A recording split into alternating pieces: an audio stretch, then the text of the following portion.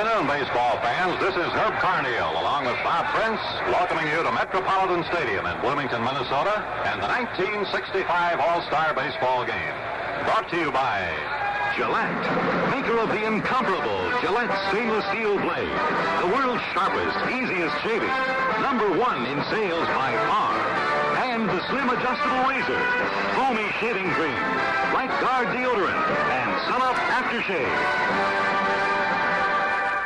And by Chrysler Corporation, makers of the new 1965 Plymouth, Dodge trucks, Chrysler, and Imperial, all quality engineered by Chrysler Corporation.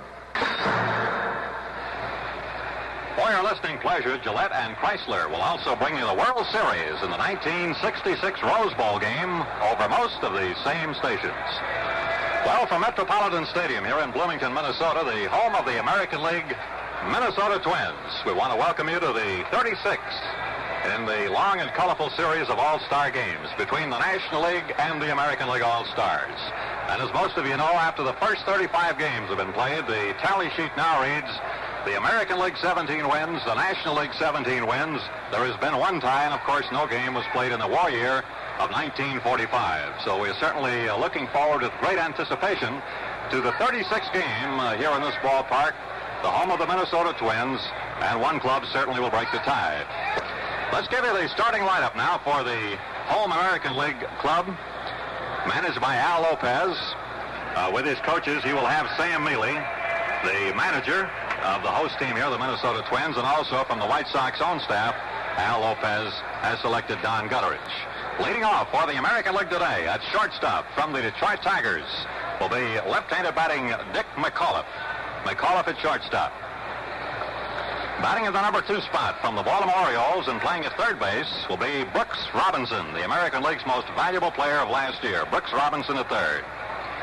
In the #3 spot and from the Minnesota Twins at first base will be Harmon Killebrew. In the cleanup spot for the American League from the Cleveland Indians, Rocky Colavito will be in right field. Detroit's fine rookie left fielder, Willie Horton, the youngest man on the American League squad, 22 years old. Willie Horton will be in left field, batting in the #5 spot. From the Boston Red Sox, Felix Mantilla will be at second base. Mantilla batting 6th. From the Cleveland Indians in center field and batting 7th, little Vic Davalillo. Davalillo in center field. Catching for the American League and from the host Minnesota Twins club will be Earl Batty, who received, incidentally, more votes than any other American League player. Batty will be catching and batting 8th. And the starting pitcher today for the American League will be right-hander Milt Pappas of the Baltimore Orioles. Milt will be appearing in his 3rd All-Star game.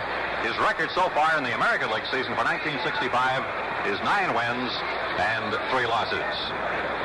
Well, regarding the National League, I know there's been some anxiety about the condition of the incomparable Willie Mays of the San Francisco Giants, who was hurt in a collision at home plate a few days ago.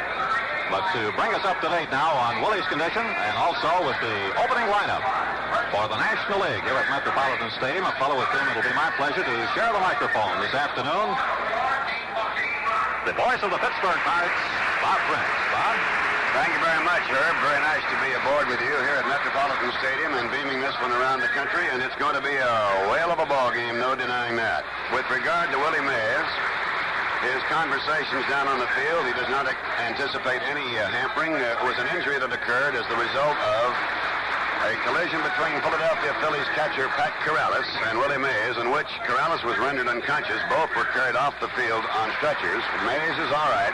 Corrales is coming back very strongly, too. In the background, you can hear some applause as the National League visiting stars are now being introduced to this huge and sellout throng here at Metropolitan Stadium. So for the National League, this is their lineup as selected by Gene Mauch, the Philadelphia Phillies manager, who is the manager, of course, of the National League All-Stars.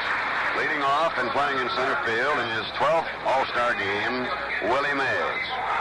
Batting #2 and playing right field in his 12th All-Star appearance, Henry Aaron of the Milwaukee Braves.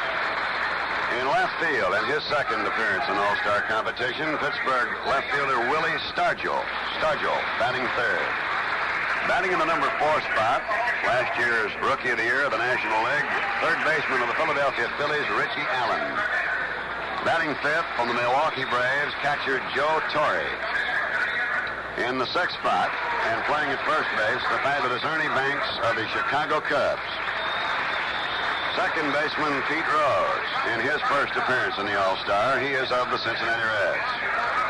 The base-stealingest man of all time, Maury Wills of the Los Angeles Dodgers, will bat 8th and play it short.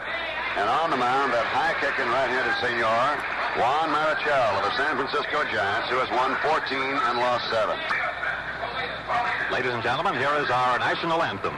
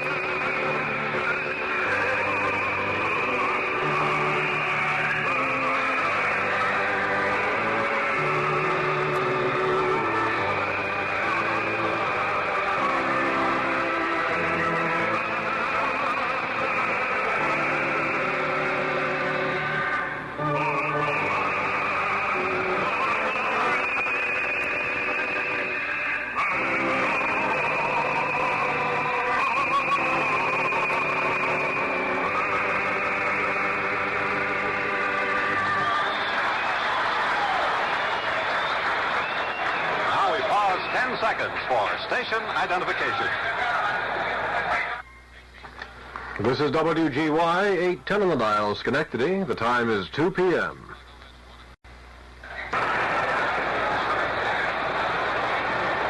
The umpires have taken their positions, and we're waiting for the American League, which will occupy the home team dugout here at Metropolitan Stadium, which is along the first base line. The National Leaguers on the third base side. Now just emerging from the bullpen is the starting American League pitcher, right-hander Milt Pappas, who incidentally is the only pitcher on the American League staff who has seen previous All-Star experience. Milt has worked a couple of innings, and although some of the other pitchers on the American League squad have been in or selected for more than one All-Star team, Pappas is the only pitcher who has seen any game action here in the American League Classic. Pappas just last Friday night shut out the Chicago White Sox back in Baltimore 1-0. And Juan Marichal also pitched a shutout for the Giants his last time out. And there goes the American League. The American League, which never has been headed in the All-Star game, which of course was the dream of the late Arch Ward, sports editor of the Chicago Tribune, who saw his idea come to fruition back in the early 30s with the first game played at Comiskey Park in 1933. The American League won the first 3 games of the series before the National League could break through. And as I said, the American League never has been headed, but they're on the verge of falling behind unless they can win this one here today. Now, setting up the American League defensively for you with Pappas pitching and Earl Banty catching. At third base will be Brooks Robinson of the Baltimore Orioles. At shortstop, Dick McAuliffe of the Detroit Tigers. At second base, Felix Mantilla of the Boston Red Sox. And at first base, Harmon Killebrew of the Minnesota Twins. In the American League outfield will be Willie Horton of the Detroit Tigers in left field. Vic Davalillo, who will be the smallest man to appear in the game today. Little Vic out in center field from the Cleveland Indians. And his teammate in right field, Rocky Colavito. Bobby Bregan of the Milwaukee Braves will be coaching at third. Dick Sisler of Cincinnati at first for the National League. The peg goes down to second. And back on the mound out of Milt Pappas. We're ready to go here for game number 36 in the All-Star Series. And to get us underway with the play-by-play, a pleasure once again to call in Bob Prince. Thank you, Herb, and hello again, everybody. And the outfield, Willie Mays is setting a little bit around to the left side and checking on the sun situation, Vic Davalillo out there in center field. The gap to Mays will be in right center field. Moving over to the right is Felix Mantilla, the Boston Red Sox second baseman. Milt Pappas, on the year, just previous to this, has been in 17 ball games, 17 starts, completing 7, has a fine ERA of 1.74. Mays cuts on the first pitch, fouls it off to the right out of play. John Stevens, the American League umpire, behind the plate, is a typical American League umpire in the equipment that he wears. They all go for the outside chest protector, whereas on the National League side, they all wear the inside. Willie Mays with a fabulous .392 average in the composite of previous All-Star games is tied with Musial in total hits of 20. There's a fly ball for the gap, left center field deep, and Vic Davalillo going way back, and it is gone. Home run, Willie Mays. So he sets every record in the book right there. Total bases, most hits in the series, and Willie bangs to the deep left center alley.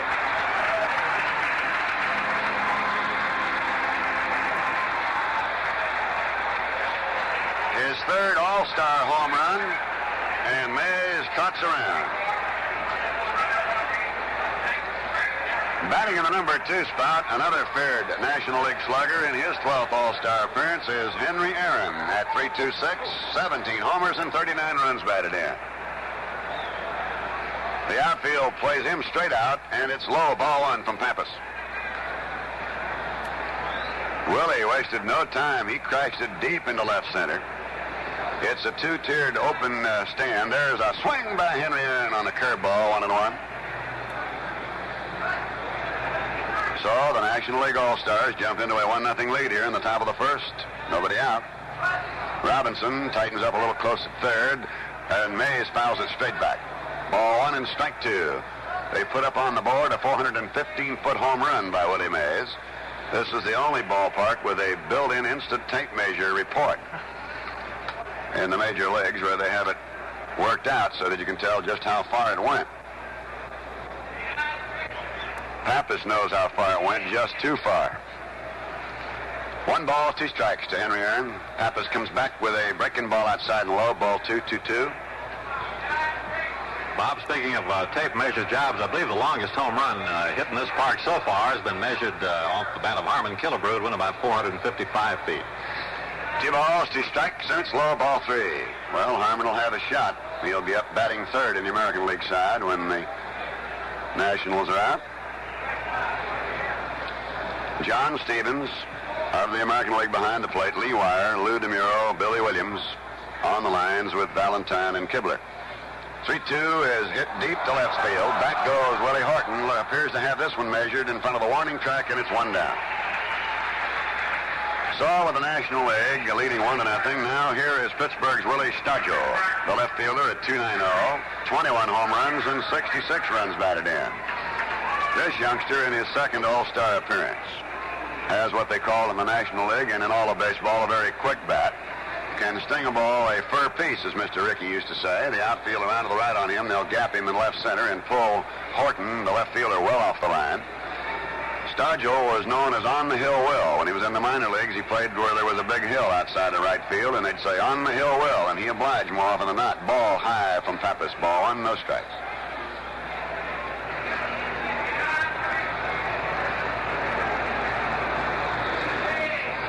Vic Davalillo, the center fielder, well over to his left and deep.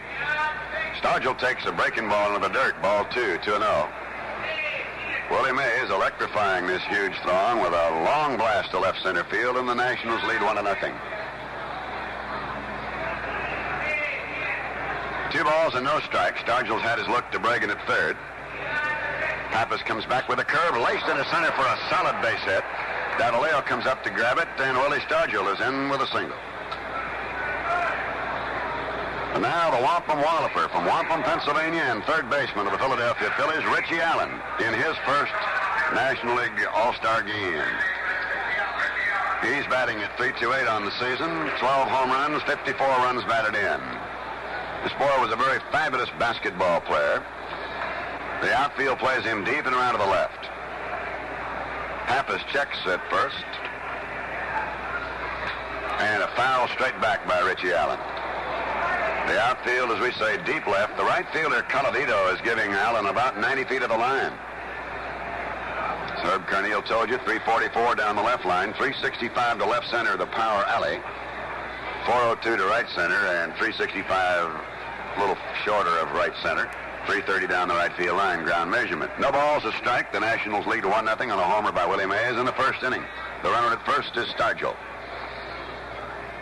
Breaking ball is outside from Pappas. Ball 1, strike 1. Milt is counted on heavily for the Baltimore Orioles, and their pennant surge for 1965 has an excellent ERA over in the junior loop, as it's known, of 1.74. 1 ball, 1 strike delivery is popped up. Shortstop Dick McAuliffe wants it. Drift is back on the edge of the outfield grass, and it's 2 away. Now then, the catcher from the Milwaukee Braves, Joe Torre, at 313 for the National League batting average thus far. 17 home runs and 49 runs batted in. Joe Torre has played outfield, has caught, of course, and has also played first base for Bobby Bragan of the Milwaukee Braves.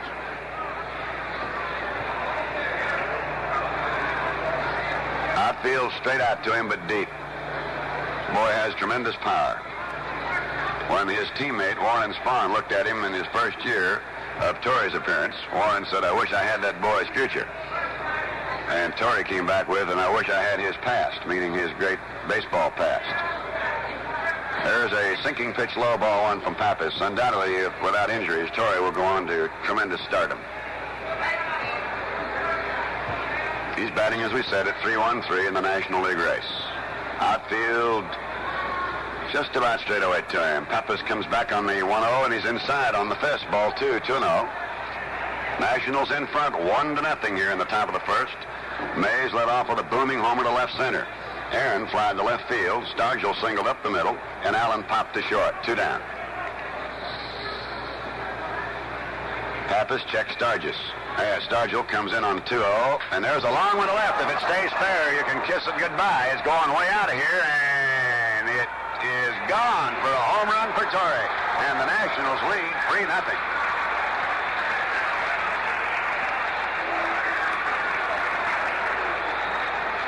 I would say, Herb, the Nationals brought some firepower with them. Well, that's for sure, Bob. And, of course, the pitcher out there, Milt Pappas of Baltimore, pitches a good, hard, sinking fastball and a slider.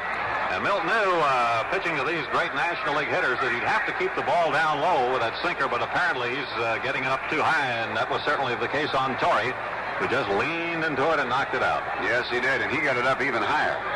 And now, Ernie Banks, who's no mean fella, belts the first pitch down the left field line, and Horton comes up, and that's the 4th hit off Milt Pappas. Now, the 7th man of the lineup, Pete Rose, the switch batting second baseman of the Cincinnati Reds. There is now some action stirring around in the American League bullpen out the right field line. Rose, a switch batter, possessed of great speed, batting at .299 on the year, 3 homers, 32 runs batted in. Banks short lead at first, held by Killebrew. Ball outside from Pappas. Jim Grant is loosening up. And he, of course, very familiar sight here to the Minnesota Twins, he being a Twin. 1 ball, no strikes. Pappas checks again on Banks. The pitch, and Rose takes a slider high. Ball 2, 2-up. Torre really drilled that one a mile down the left field line. The only question whether it would remain fair. And with the wind blowing from left across, he had a little help that way in keeping it fair. 2 balls and no strikes. Pappas works to Rose, and he's high. The ball gets away from catcher Earl Batty. No advance by Banks on the short pass ball. 3 balls and no strikes. The on-deck batter, the fabulous Maury Wills. One of the few times in his career, certainly in his major league career, is batting number 8. It's 3-0 here in the top half of the first. 2 down. The batter Rose, and he takes 3-1. Wills is in the leadoff spot for the Dodgers. But here in the All-Star game is batting number 8. Now the the 3-1 from Pappas, and Rose slices a foul off the left side out of play. 3-2, and Banks now with 2 out will be going.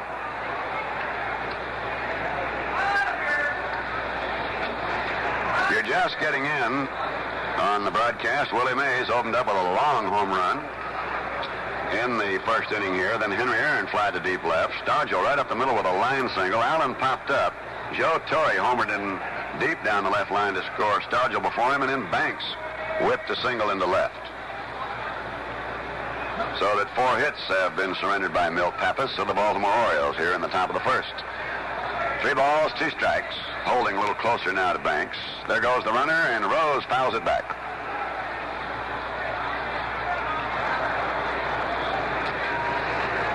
Pete Rose is a young fella who even runs out of base on balls. He exhibits tremendous hustle for the Cincinnati Reds, who, as you know, of baseball fame, he in tandem has a club that is to be reckoned with in the National League. Cincinnati, Milwaukee, the Dodgers, St. Louis Cardinals, Philadelphia Phillies, all tied up in a whale of a race in the senior circuit. Ball 3 and strike 2 to Rose. Banks edging off first. Pappas checks over there from the stretch, comes in, he walks him. So we have the first base on balls here, and Banks into second, and Rose on to first, and now shortstop Maury Wills. Maury batting at .275 for the Dodgers, no home runs and 15 runs batted in, has already stolen 55 bases coming into the All-Star break, and is well beyond his record of games in which he stole enough bases a couple of years ago to set the all-time record of 104. He is a switch hitter, and when he is playing along with all the others in the Dodgers, he owns a rather unique situation. The Dodgers have, I should say, perhaps the most unique thing in all of baseball. Pitch to Wills, a check swing, bounce back to Milt Pappas, and the throw over to retire the side. So the Nationals are in front by a score of 3-0.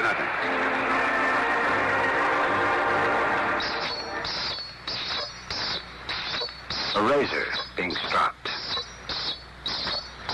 This sound went out with a straight razor. Whoever heard of stropping razor blades? Oddly enough, the early stainless steel blades did have to be stropped. Stropped on your face, as you shaved.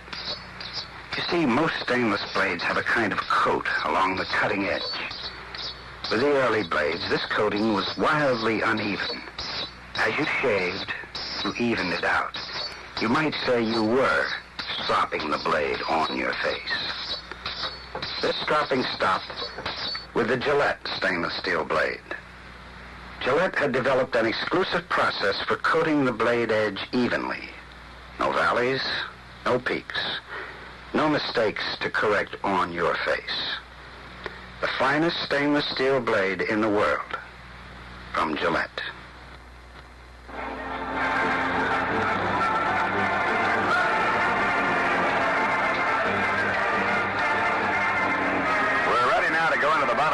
Here at Metropolitan Stadium, with the Nationals leading the American League All-Stars 3-0. On 3 runs and 4 hits, Juan Marichal of the San Francisco Giants, 14-7 on the year, is on the mound.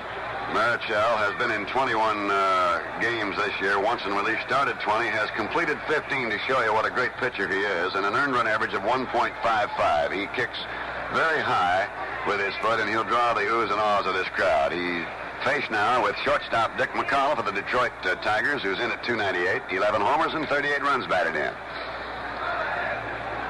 McAuliffe, a left-hand batter, takes it low and away, ball 1. And Marichal went right straight down to one knee as he came off that pitch, and Joe Torre is coming out to check with him for just a moment.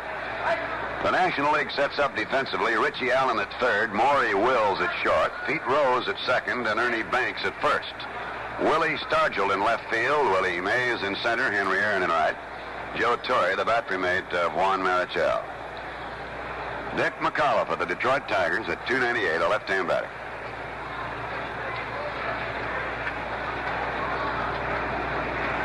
Marichal's curve is a little high for a ball. Don Gutteridge of the White Sox coaching at third. Over at first, Sam Neely of the Minnesota Twins. They have a rather unique foul line situation here, red, white, and blue foul lines.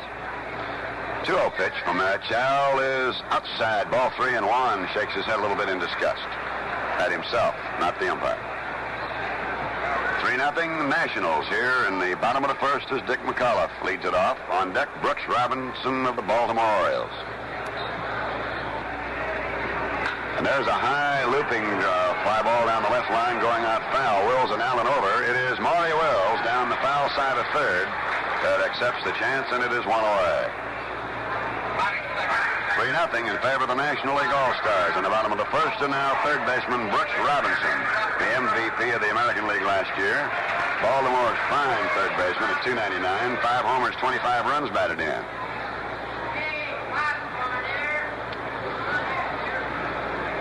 Mauch bent way over, now will kick very high. And in there for a strike. 0-1. Understand that Robinson is working a little bit hampered with an injury. Yes, he is. He hurt his shoulder earlier this year and aggravated his left shoulder. He can't take that real good cut at the ball, Bob. No balls, 1 strike. Sidearm delivery sent low and away for the ball. 1-1.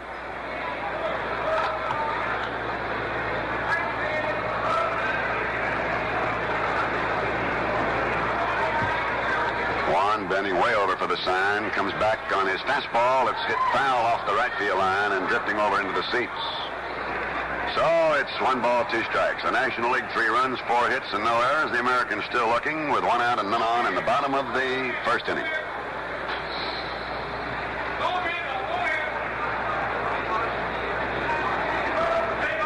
Mauch on the 1-2. Sidearms as curveballs popped into shallow left. Wills back, Stargell up. Will still calling, but now Stargell takes him off the ball and makes the play, and it's 2 away. Juan Mauch, you know, is the only Major League pitcher who's been a 20-game winner in each of the past 2 seasons. Now, here's a very popular young man, Mr. Harmon Killebrew of Minnesota. At .271, he's the first baseman, bats him right-handed. 16 home runs and 51 runs batted in. He is muscle from top to bottom.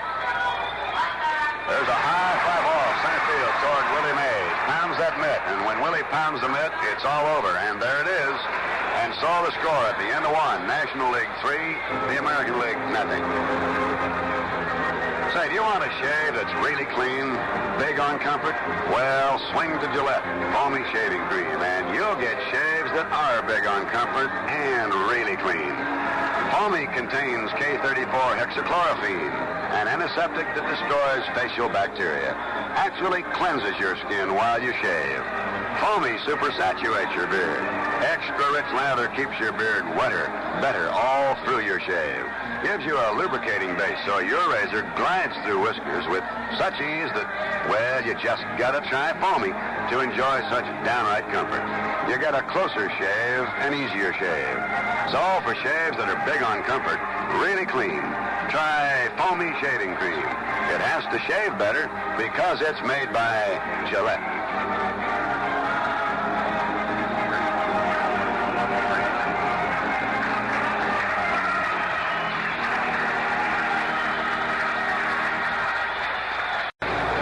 Change now for the American League. Milt Pappas won't come out for the second inning, and Jim Grant of the Minnesota Twins, a veteran right-hander whom the Twins acquired from Cleveland last summer, and he's been doing a great job with Minnesota. He'll come into this game with a record of 9 wins and 2 losses, and 3 of his 9 victories so far this year have been shutouts.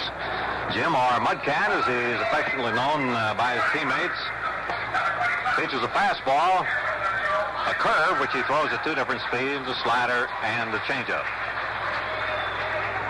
Milt Pappas went 1 inning for 3 runs on 4 hits, no strikeouts, 1 walk, is as of this moment the pitcher record. Juan Mauch stands in, the right-hand batter.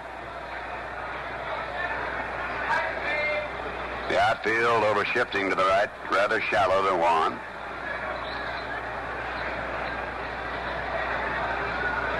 There's a foul coming back, and it'll be out of play. 0-1.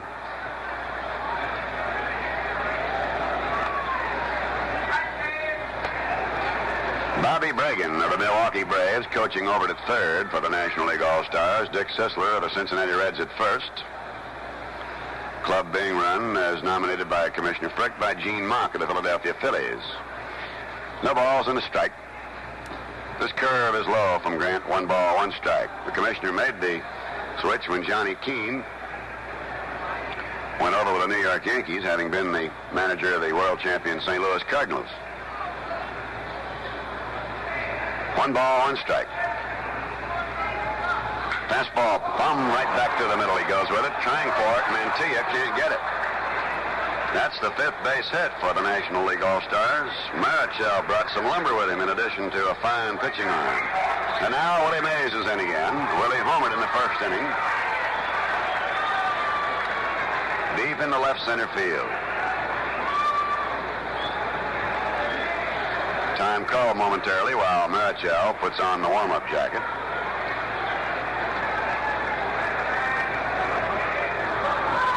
Mays in now with 21 hits in the All-Star competition, which is a new record.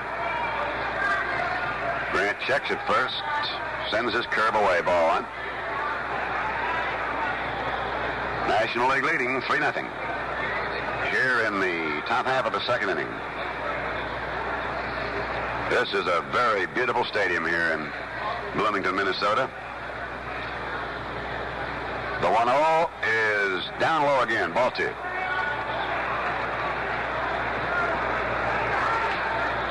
Willie Horton in left field, Vic Davalillo in center, Rocky Colavito in right. With Brooks Robinson at 3rd, Dick McAuliffe at short, Felix Mantilla at 2nd, and Harmon Killebrew at 1st. And Grant now pitching in place of Milt Pappas to his battery mate Earl Batty. 2 balls and no strikes. This curve is up high, ball 3.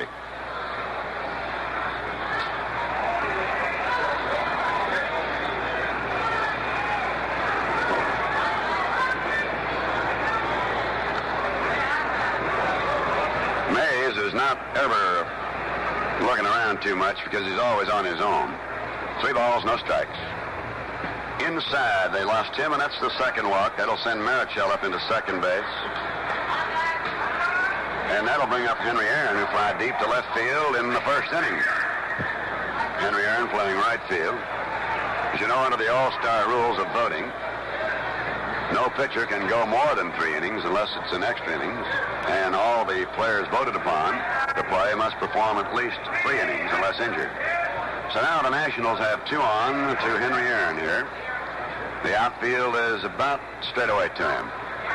There's a high, long foul out of play. Strike 1. Aaron, you know, defies an awful lot of the so-called traditions of batting. That's off his front foot. And he swings that bat like it's a matchstick. And it isn't much more than that. He has tremendous wrist action. He's one of the great, great players of baseball. No balls, 1 strike.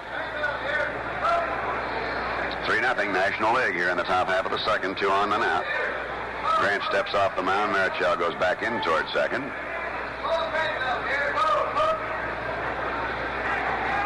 Jim Grant, the right-hander, taking a lot of time. Comes back with his curveball and is low away. 1 ball, 1 strike.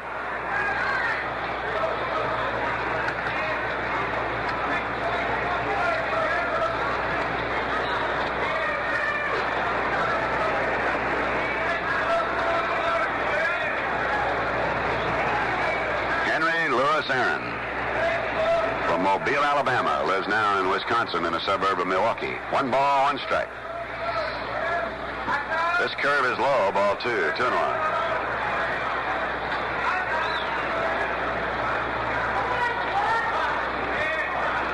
Alabama, by the way, holds the honor of spawning the greatest number of National League All-Stars. 4 players, Aaron, Mays, Veal, and Williams, first saw the light of day in the Cotton State. Ball 2 and strike 1 to Henry Aaron. There's a hard chopper down to 3rd. Robinson up, gets it on to Mantilla for 1 on the first base. A double play. So the American League All-Stars go around the horn on 1. And Marichal moves over to 3rd with 2 down now. 5-4-3 if you're keeping score in that fashion. 3rd to 2nd to 1st. Pretty tough to double Henry Aaron normally. He has to hit the ball very hard and right at you, because you play your infield back with him up there. Now, Willie Stargell, who singled and scored in front of Torre's home run, standing in. Nationals leading here, 3-0 in the top half of the 2nd inning. Left-hand batting Stargell lines it down 3rd, foul. Just went over the bag in fair territory, but when it landed, it was out foul. So it's no balls and 1 strike.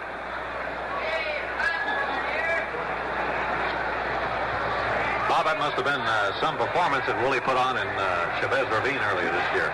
He certainly did put one on. It was one of the real bombing attacks. He just hit home runs and missed his 4th by a gnat's eyelash.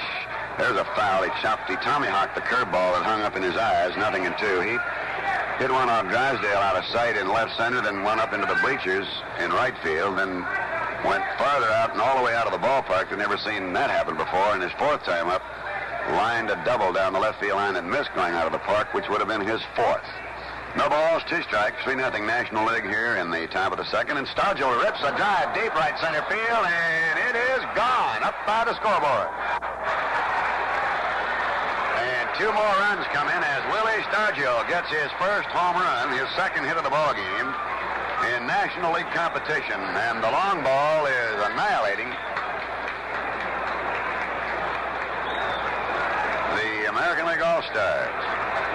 They only have 4 runs up there, but I think they better correct it because I know it is 5-0.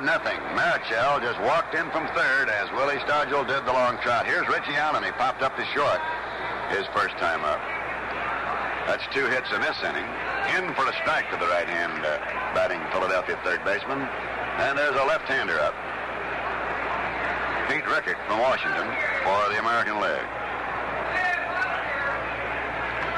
Allen cuts over to change up. Ball 1 and strike 1. 5-0 National League. Top of the second, 2 out and none on.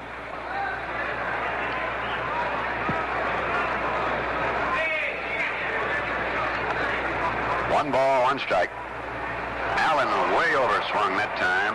And check it was 1-2, and it retires the side. So we go now to the bottom of the second, and it's 2-0 in favor of it's 5-0 in favor of the National League All-Stars. You know, back in the 1934 All-Star game, Carl Hubble struck out consecutively 5 fellow Hall of Famers. How about these big names? Babe Ruth, Lou Gehrig, Jimmy Fox, Al Simmons, and Joe Cronin. Well, in 1965, 1 stainless steel razor blade outsells every other name in stainless blades. Now, that's quite a record. Quite a blade. The Gillette Stainless, made of the finest English and Swedish steel. Tempered to double its hardness by Gillette so it will last longer. Gillette hones and polishes it to an incredible degree of sharpness, so it will shave smoother, easier. Just see how clean and close that Gillette Stainless moves against your beard. Any man can get the best shaves in the world. You can. Just get Gillette. The stainless that has to shave better because it's made by Gillette.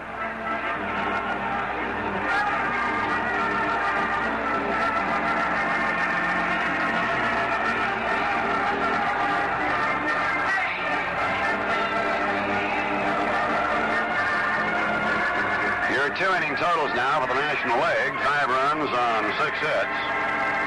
First inning, 3 runs on 4 hits. The second inning, 2 runs on 2 hits. And that long ball has been devastating. Now Juan Marichal goes to Rocky Colavito, one of the great arms of baseball and a great power hitter of the Cleveland Indians. He's the right fielder on the year at 296, 20 home runs, 61 runs batted in. Fastball outside, ball 1 to the right-hand batter. Right fielder Henry Aaron giving Colavito about 90 feet of the line. 1 ball, no strikes. Marichal kicks and sends him an off-speed curveball for a beauty. 1-1.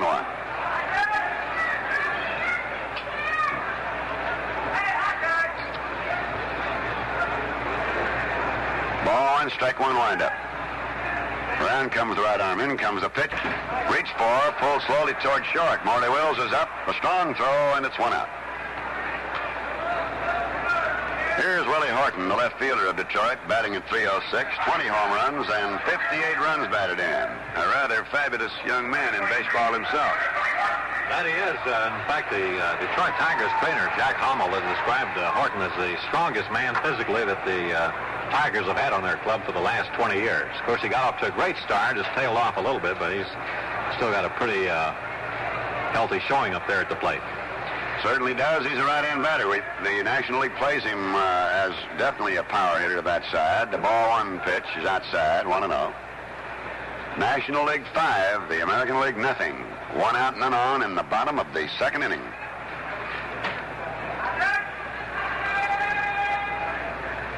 Sends him a curveball, Marichal does, and it's 1-1.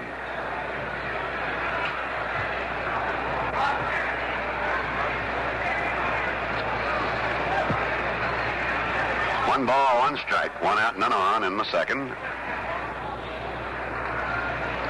Here comes that high kick, and there's a ball pulled again toward Wills of short. He's up to Banks, and it's 2 away. Now, Felix Mantilla, who used to be in the National League with the Milwaukee Braves, has been going great guns since being acquired by the Boston Red Sox. He's batting at .316, 12 home runs, and 59 runs batted in as a right-hand batter.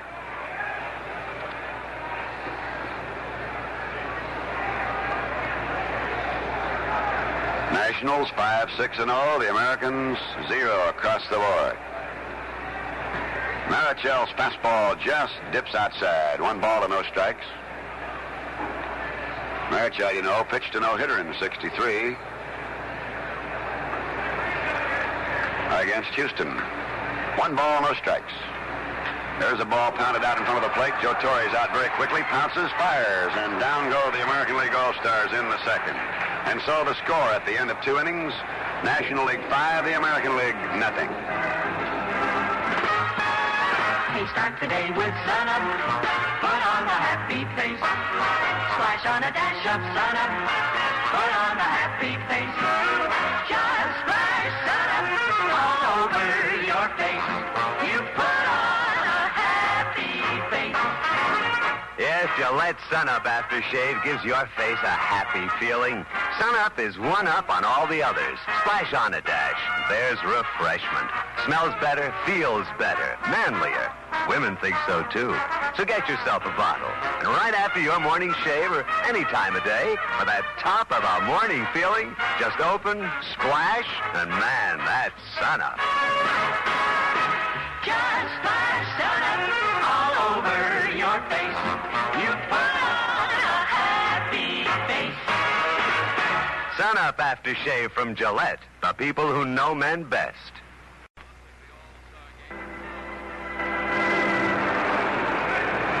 Moving now into the top half of the 3rd inning here at Metropolitan Stadium, Bloomington, Minnesota, where the National League All-Stars have a 5-0 lead on the home run bats of Willie Mays, Joe Torre, and Willie Stargell. And Joe Torre, who homered in the first with Stargell aboard, leads it off here for the Nationals in the 3rd, to be followed by Banks and Rose. Jim Mudcat Grant is on the mound. Milt Pappas went the front inning for 3 runs on 4 hits. This one knocks Torre back off the plate. Fastball on his hands. Ball 1 and no strikes.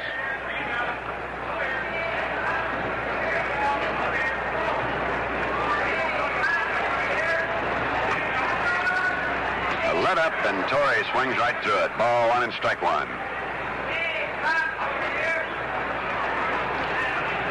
Gaily bedecked stands here with the bunting all around the lower railing areas, and standing room only. 1 ball, 1 strike. National League 5 and the American League nothing in the top of the 3rd. There's a good curve, and there was a good swing. He blew all the air out of the infield with that one. He didn't get it. 1 ball and 2 strikes.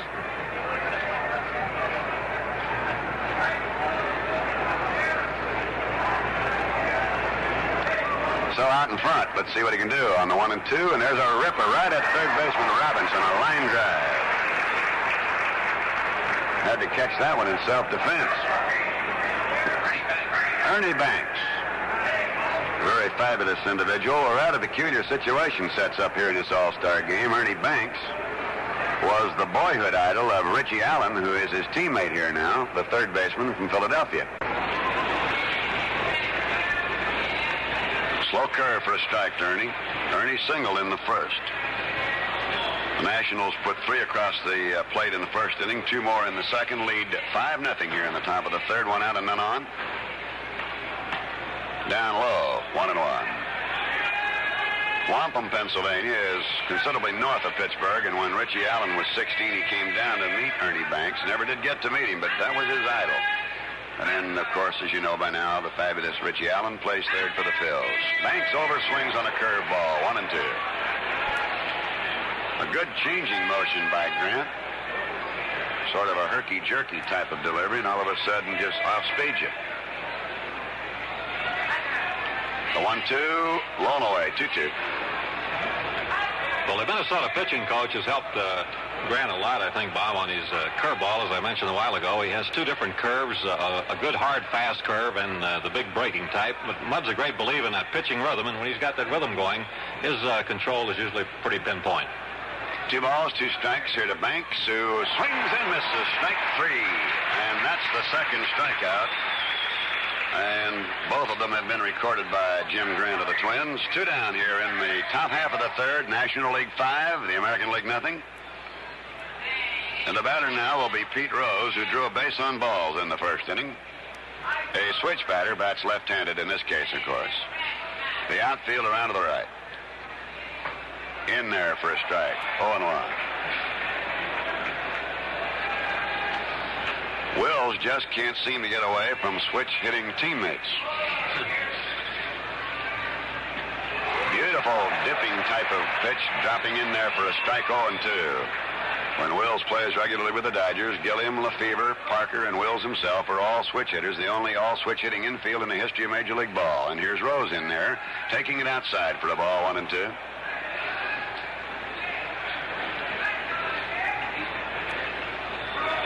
Nothing in the top of the third, National League, with 2 down, none on.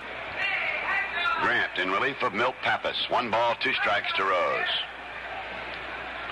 Sends it outside. His fastball ran out on him that time. 2-2.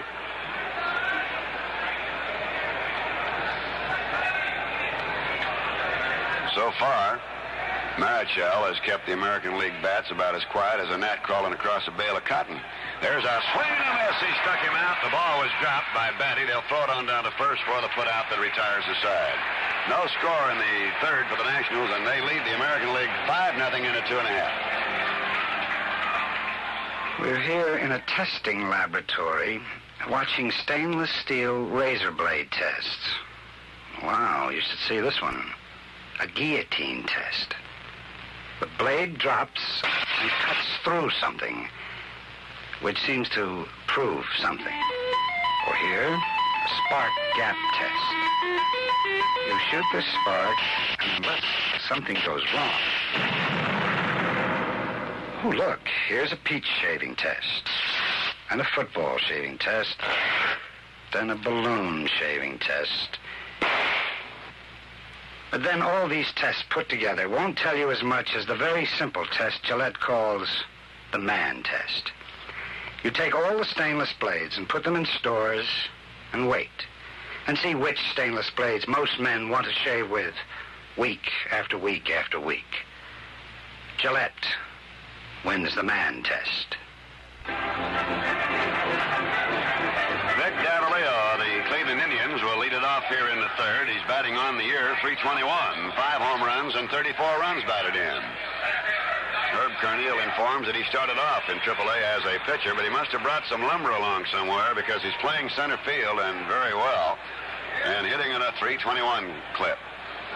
Small-statured individual, bats him left-handed. The outfield plays him overshifted way to the left. And Richie Allen comes up very close on the edge of the grass at third. Marichal sends him a curveball. Over the head it goes and on through for the base hit. And that's the first hit for the American League. A bounder over the hill and on into center field. So any vision of an all-star no-hitter go glimmering. And here is catcher Earl Batty.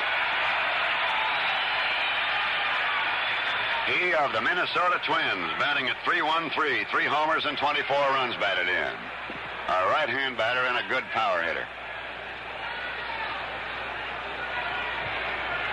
Rather imagine Earl's had to battle at dinner table a little bit and work on his diet. Takes it high, ball one. Earl's about 25 pounds lighter than he was at this time last year, Bob. You'll notice he's wearing a golf glove on his left hand. He had a dislocated finger here about 3 weeks ago and still bothers him a little gripping the bat. 1 ball and no strikes. There's a delivery low for the ball, 2-0. Funny thing, National League players, normally most of the batters now, particularly when they play in San Francisco, wear the golf glove, due to the fact that it's windy and cool out in that section of the United States, and they get bees in the bat, as they call it, when they get jammed with a pitch. 2 balls and no strikes. Batty takes it through there at the belt, 2-1. National League 5, the American League nothing. Here in the bottom of the third, Davalillo has let it off with a base hit over the mound into center field. and Earl Batty. 2 balls, 1 strike. Left fielder Willie Stargell deep. Ball sharply spanked toward second. Wills on to Rose. Rose to Banks for the double play. So as quickly as the rally might have been going, it died of morning. 2 down.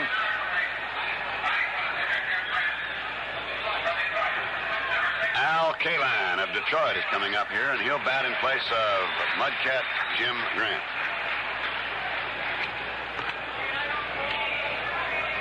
Kaline, 300 on the year, has 14 home runs and 52 runs batted in. National League leading here, 5-0. Takes a fastball through there at the knees, called strike 1.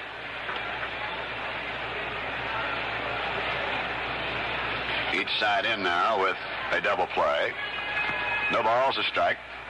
A let up into the dirt for a ball, 1-1.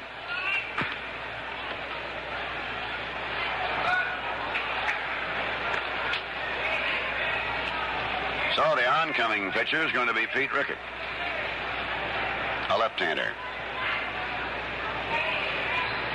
1 ball, 1 strike. 5-0 National League in the bottom of the third. 2 out and an on. Marichal sidearms, and he's low and away. Ball 2. This is the 11th straight year that Al Kaline has been selected for All-Star play. He's one of the so-called superstars of baseball, and there are some of them. Don't make any mistakes about that. Bounding foul off third. He really reached out for that curveball. 2-2. Naturally, the National League attired in their own particular uniforms representing their teams and in gray because they're the visiting team here. 2 balls, 2 strikes. Curve is high, 3-2. Herb, you've seen some high kicking pitchers, but you never saw one kick quite this high. I thought it might be because of that 5-0 lead out there, Bob.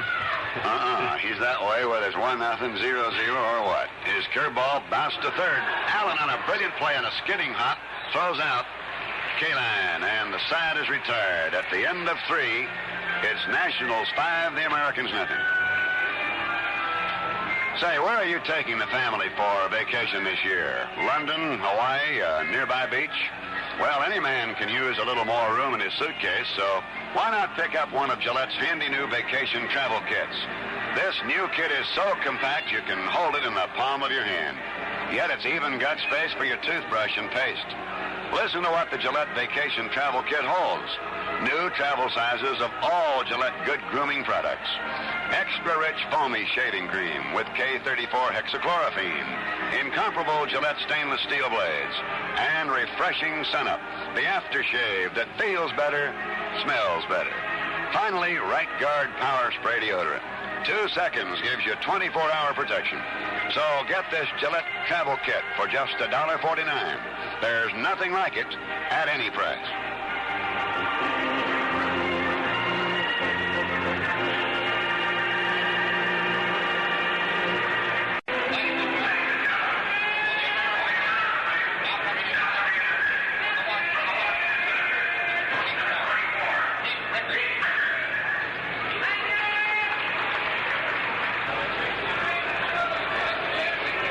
American League pitcher now will be 25-year-old left-hander Pete Rickert of the Washington Senators, who was acquired in a winter deal with the Los Angeles Dodgers.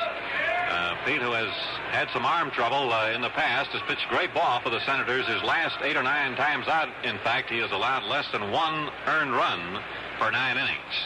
He is the only Senator represented on this year's All-Star squad, and his record with Washington, 5 wins and 7 losses, although he has put together a very fine earned run mark of 2.5 for 9 innings.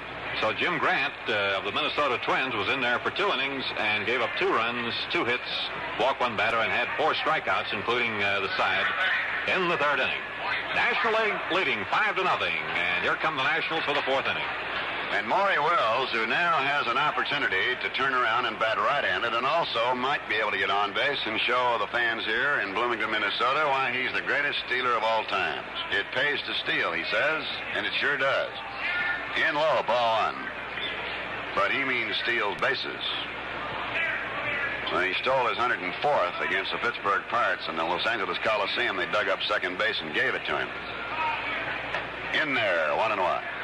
He's had great advantage, of course, playing with the Dodgers, in that he's had one of the great bat control men in Junior Gilliam in behind him, who can afford to go deep in the ball and strike count, allowing him to steal. 1 ball, 1 strike. Rickert's fastball blazing through there, popping into the middle of Earl Batty. 1 ball and 2 strikes.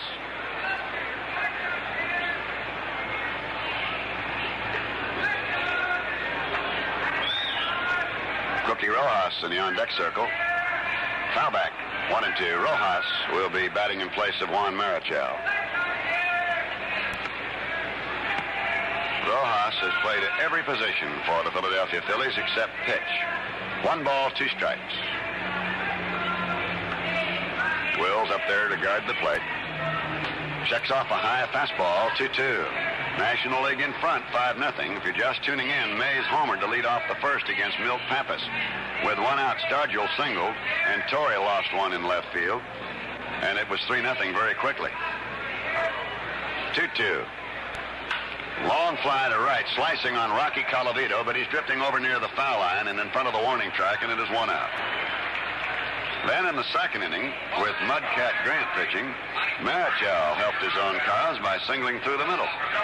2 outs later, Willie Stargell banged 1 out by the scoreboard in right center field for his first All-Star homer, and the Nationals took the 5-0 lead. Rojas now, the Philadelphia Phillies, batting .302 on the year, as we said, has played every position already this year for the Philadelphia Phillies. One of the most valuable all-around players in the game, a right-hand batter. Fly ball towards center, Davalillo coming up. Now drifts over a couple of strides, and it's 2 down. Now Willie Mays with a home run and a walk. This is the top half of the 4th inning.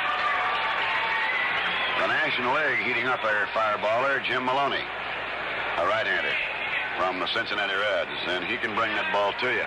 Willie Mays up there in the outfield, swung around to the left, the infield very deep. Takes 1 off the belt, and it cost him 0-1. Rickard is throwing much harder than his 2 predecessors, apparently. It looks like that, Pappas and Grant. Staying with his fastball, 0-1. Changed it up high that time, 1 ball, 1 strike.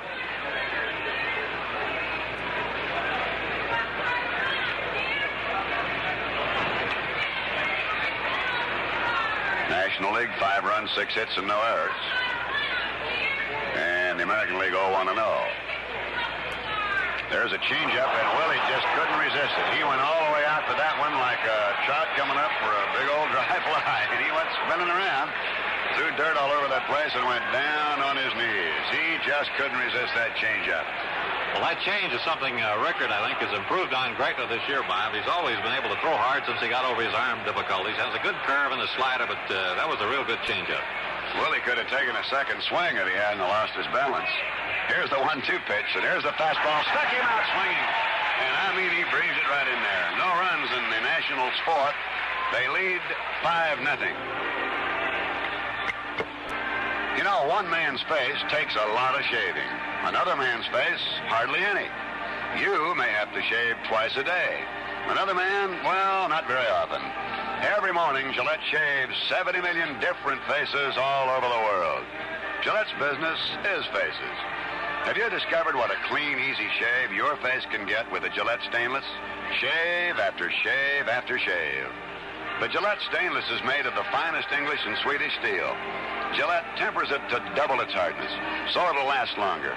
Gillette hones and polishes it to an incredible degree of sharpness, so it will shave smoother, cleaner.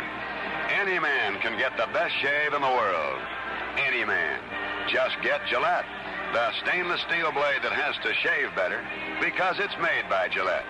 Try it. Enjoy it today.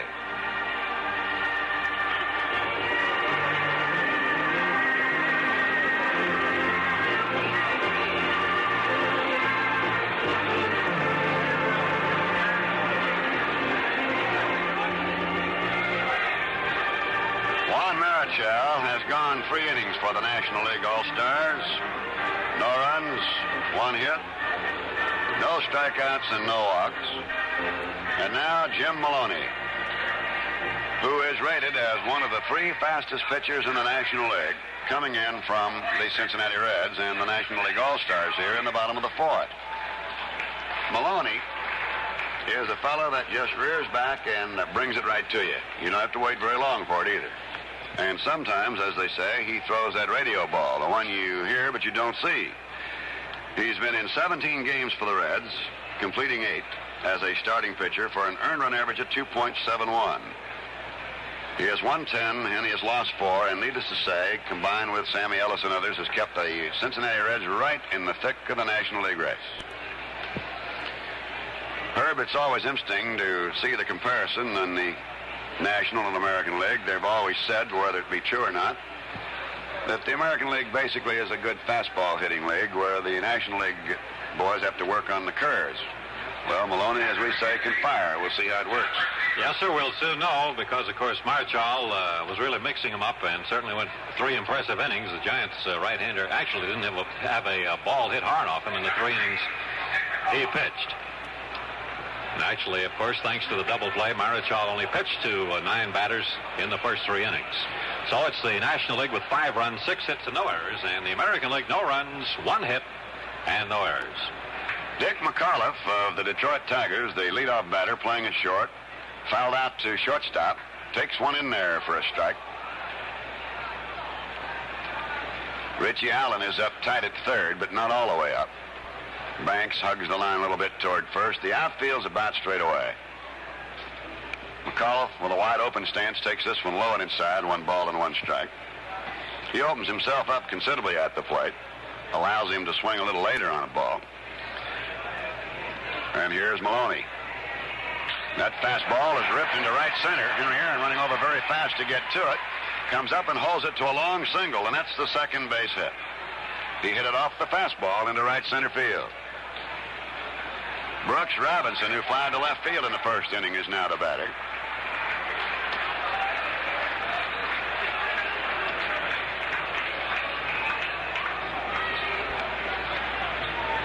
Manager Gene Mauch had made the statement that he was going to select nothing but fastball pitchers.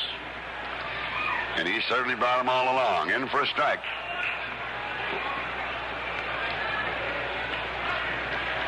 Brooks, a right-hand batter. Not holding too much on McAuliffe. There's a foul coming straight back, and a count of 0-2 now. Jim Maloney, born in Fresno, California, resides there now. 6'2", 207 pounds. Was a shortstop in high school. No balls, 2 strikes. Robinson strikes out swinging. And that's the first strikeout recorded by a National League pitcher this afternoon. And now here's Harmon Killebrew of the Minnesota Twins. He flied to center field in the first inning. He is in with 16 home runs on the year.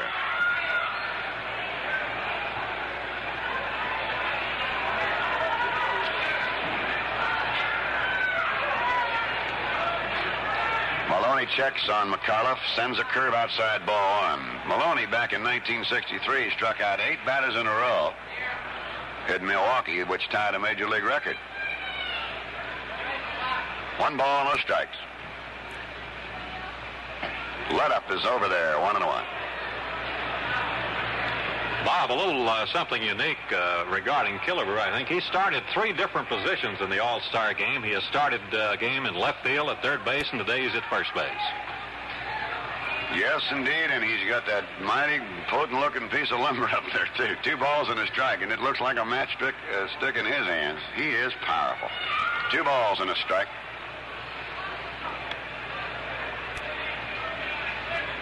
The delivery is just outside, ball 3. Might be providential, but most men the stature of Killebrew, Ted Kluszewski, Gil Hodges are always the nicest, mild men. 3-1, a body swing, and it's called a real swing, 3-2. Killebrew, in the act of swinging, also twisted his body. We had to hold there until umpire John Stevens checked, and he checked with his fellow umpires, and the nod came up. So it's 3 balls, 2 strikes. 1 out and 1 on, and the score, 5-0. Nationals, curveball inside, and there is the first walk surrendered. Up to second base goes Dick McAuliffe. Down to first, Harmon, Killebrew, and now Rocky Colavito. The American League All-Star right fielder stands in. Colavito bounced out to short in the second inning. So this now represents the first time the American League All-Stars have had two men on in any part of this game. They trail no runs to 5. Here in the bottom of the 4th. And now it's a brilliant sunshiny day here. Curve is low, ball 1.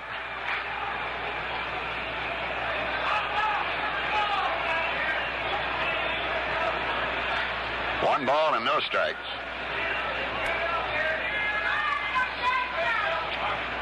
Strike swinging, 1-1. You might recall that Maloney pitched a 9-inning no-hitter this year, but lost it in the 10th on a home run to Johnny Lewis of the Astros. I understand in that game that the catcher for the Reds, Johnny Edwards, had a piece of sponge and a golf glove to protect his hand from the sting of that fastball. Yes, he surely did, and delivery is low for the ball. 2 balls and a strike. Setting up your National League All-Stars, there's been no change other than pitching. It's Stargell in left, Mays in center, Aaron in right. Allen at third, Wills at short, Rose at second, Banks at first, with Maloney now pitching to Joe Torre. Marichal went the front 3. 2 balls and 1 strike, 2 on, 1 out. High fly ball out the right field line, twisting foul. Banks going way over, and that ball will get up into the seats. 2-2.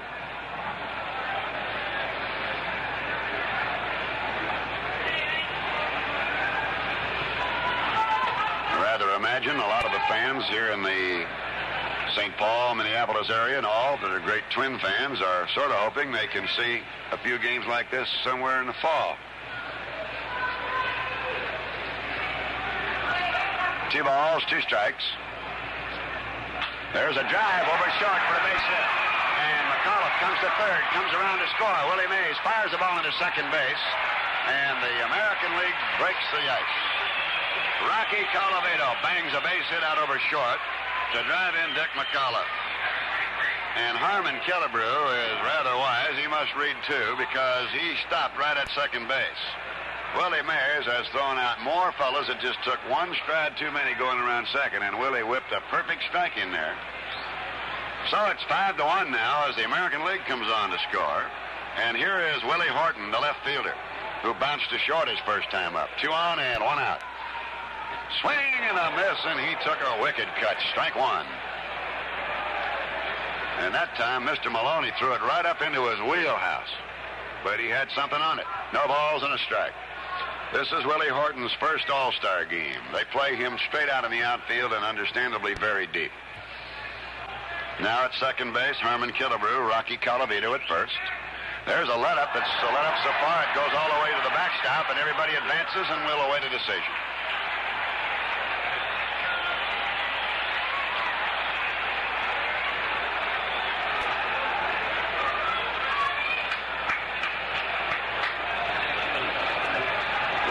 To await the decision of the official scores on that. It was a let-up thrown rather high. It is very close to the wild pitch zone. And until we can get a ruling, we'll just have 2 runners on at second and third to Willie Horton and 1 out. 1 ball, 1 strike. Pilot's back, 1 and 2.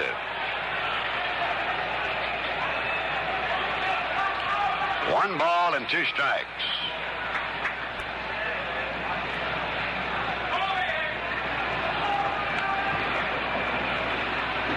In for the American Leaguers here in the 4th, and it's 5-1, but a big threat riding now with runners at second and third and 1 away to Willie Horton.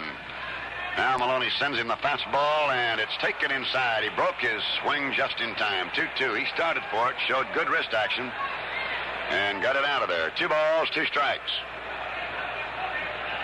This inning opened up when McAuliffe lined a single into right center for the second hit of the ball game, and the first off Maloney. Then Robinson struck out, but Harmon Killebrew drew a base on balls. Colavito laced a drive over short to bring in McAuliffe, and Killebrew stopped at second. 2-2 pitch. Horton is jammed, bounces down to Banks. They'll hold everybody, and the second out is recorded and assisted. Nobody can go on a jamming type of pitch. Bounced on 1 hop down to Banks, retiring Horton. Killebrew having to hold third, and Colavito second. And now Felix Mantilla of Boston. He went out on a little tapper in front of the plate. Joe Torre to Ernie Banks. They play Felix about straight out. Never known as a power hitter in the National League. Delivery outside, ball one, but the left field wall at Fenway is a most inviting target. And especially if a man to you who's a real good pull hitter. And it's funny how the paths of these players cross. Felix used to play with Henry Aaron down in Jacksonville about 12 years ago. You know, I think he also had a little tour with him up in Milwaukee. 1 ball, 1 strike.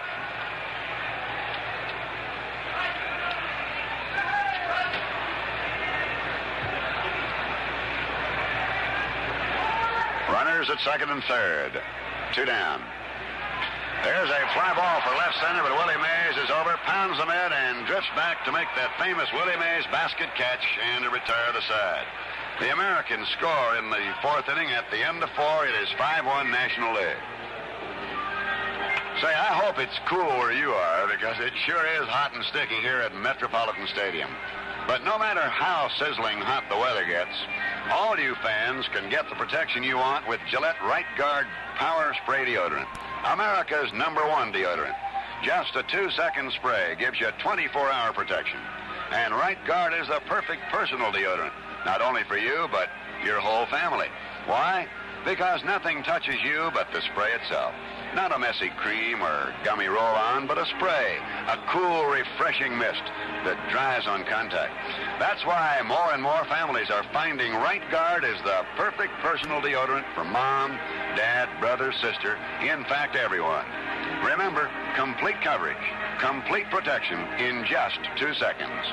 Right Guard Power Spray Deodorant. If you haven't tried Right Guard yet, find out for yourself why more people, more families use it.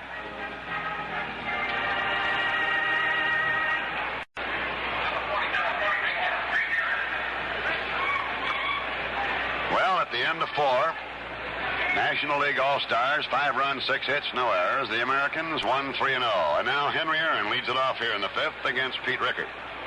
Henry fly to left and went into a double play, 5-4-3. High pop. And let's see, Robinson says he might take it. Now McAuliffe, and it's McAuliffe calling him off the shortstop in behind Brooks Robinson, 1 out. Here's Willie Stargell, who's 2 for 2. The Pittsburgh left fielder singled up the middle in the 1st and scored when Torre homered, and then hit a home run to right center with Juan Marichal on to provide the Nationals at that time with a 5-0 lead. There have been 3 home runs for the National League: Mays, Torre, and Stargell. Delivery is outside, ball 1. 46,706 paid attendance here today. 1 ball, no strikes. Left-hand pitcher, left-hand batter. Stargell cuts, and it's 1-1. National League picked up 3 runs in the 1st and 2 in the 2nd, and looked like they were going to run away with it. Marichal pitching very airtight baseball. But Maloney came in. They got a run off him on 2 singles and a walk in the 4th. The 1-1 is a curveball that puzzled Mr. Stargell, and it's 1-2. Willie tries to go to left field on left-hand pitching, rarely tries to overpower it. The on-deck batter, Richie Allen. Pete Rickard, 1 ball, 2 strikes. Foul off the end of the bat, and you have to re-chalk it.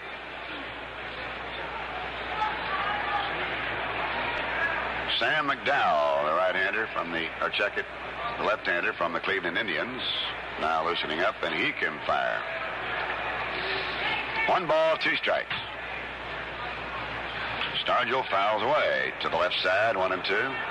National League leading 5-0. 5 runs, 6 hits, no errors to the American League 1-3-0. We're in the top half of the 5th, 1 out and none on.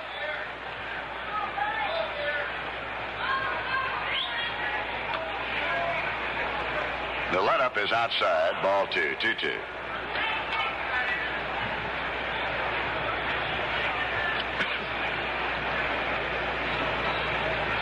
Two balls, 2 strikes.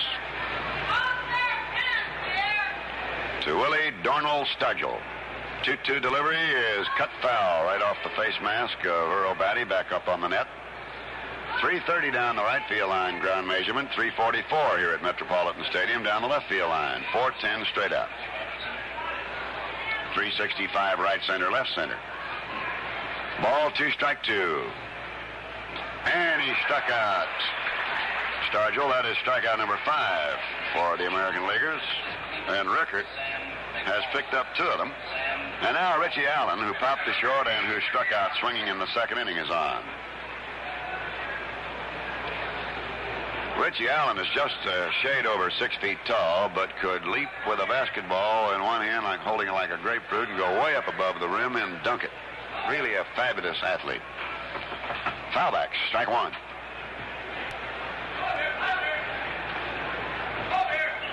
From Wampum, Pennsylvania. Said one of his great thrills of being selected to play in the All-Star game. Another one was to play 2 years undefeated in basketball in the Pennsylvania region. Way over swinging on a change curveball. Rickert really got a good number 2 ball in there, as they call it. 0-2. Real fine changeup off his breaking ball. 5-0 here, 2 out and none on, and Rickert has muffled the bats of the National Leaguers, setting down 5 in order since coming on. There's a fly ball spanked for right center. Davila will have to go over and one-hand the ball, and Richie Allen is on with a long single. That's the first hit off Pete Rickert. Hit number 7 for the National League, and now Joe Torre, who uppercut one into the left field seats in the first inning with Stargell aboard for a home run, and then lined hard to Brooks Robinson at third.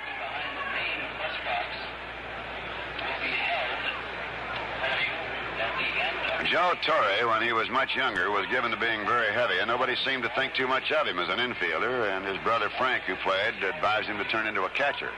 And boy, what a catcher.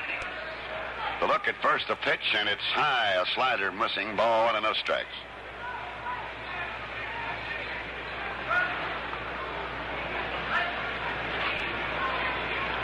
Born in Brooklyn, resides in Brooklyn. 6'1", 205 pounds. 1 ball, no strikes. Joe Torre, right-hand batter. Rickert checks Allen at first. There's a foul over to the right. He overpowered him on his fastball that time.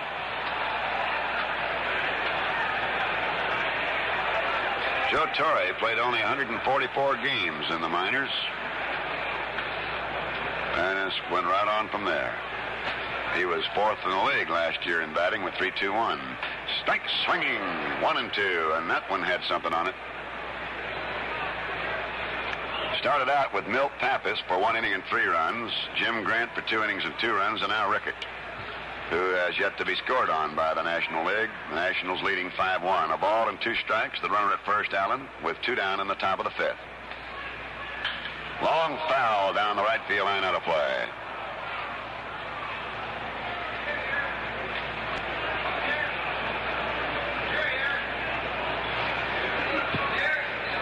One ball, 2 strikes.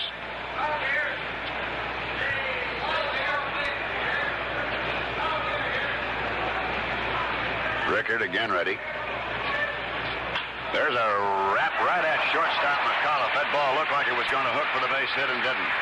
So no runs for the Nationals in the top of the 5th. They lead 5-1. And so here at the middle of the 5th inning, the score, National League 5 and the American League 1. The first half of this 1965 All-Star game has been brought to you by Gillette. The second half is brought to you by Chrysler Corporation.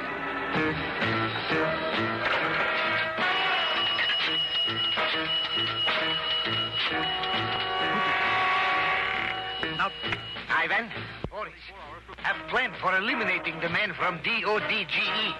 Suspicions verified. Dodge Dart, not compact car. Dart is too big, too powerful. And Ivan, decadence everywhere. Foam padding in seats, rugs on floor. Crazy top goes up and down. They have check price.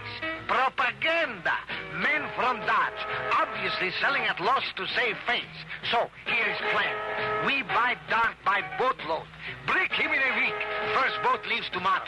Yeah, okay, Ivan. A red GT convertible with 4 on the floor for you and a dark blue wagon for nothing. See the man from DODGE, your friendly Dodge boy. He can save you a lot of rubles on the fast-selling 65 Dart. Don't you miss the boat. A change for the National League All-Stars at third base, Ron Santo of the Chicago Cubs. And a change right here for the broadcasting, the voice of the Minnesota Twins, Herb Kerneal. Okay, Bob, and here we go to the last half of the 5th inning with the American League finding itself in a spot they had hoped they wouldn't be in, having to play catch-up baseball with the great power of the National League, getting off to an early lead here at Metropolitan Stadium today. 5-1, the National League leading. Leading off for the Americans now will be Vic Davalillo. The smallish Cleveland center fielder, left-handed batter. Maloney delivers very high on a fastball, ball one. Davalillo got the American League's first hit off the National League starter Juan Marichal when he bounced a single up the middle in the third inning, but was immediately raced on a double play. Maloney's pitch swung on, hit foul, backing out of play, 1 ball, 1 strike. On deck for the American League is Earl Batty, and then the pitcher Pete Rickard is due up, so we imagine we'll get a pinch hitter for him, with McDowell having started to warm up a few minutes ago in the American League bullpen. Maloney's pitch, change up very high, 2 balls, 1 strike. The only change now for the National League at third base, where Ron Santo of the Chicago Cubs has replaced Richie Allen of the Phillies. And the 2-1 delivered to Davalillo is popped high in the air, just to the left of the plate. Santo, the third baseman, under it and makes the catch. So Davalillo pops to third, 1 down in the last half of the 5th inning, and here's the Minnesota Twins' fine receiver Earl Batty, wrapped into a sharp double play started by shortstop Maury Wells in the 3rd inning. 1 out and nobody on in the last half of the 5th. It's the National League 5 and the American League 1. Big right-hander Jim Maloney of the Cincinnati Reds, winding, delivering. Fastball is popped foul off to the right and out of play, 1 strike. Coming out on deck now for the American League, outfielder Jimmy Hall of the Minnesota Twins, who is going to bat for the pitcher Rickard. Maloney winding. Here's his pitch. Outside at the knees with a fastball. 1-1. Maloney, who was a little shaky in the 4th inning, giving up a couple of hits and a base on balls as the National League crashed through for its first run. American League, rather. Here's the pitch, high, a ball. 2-1.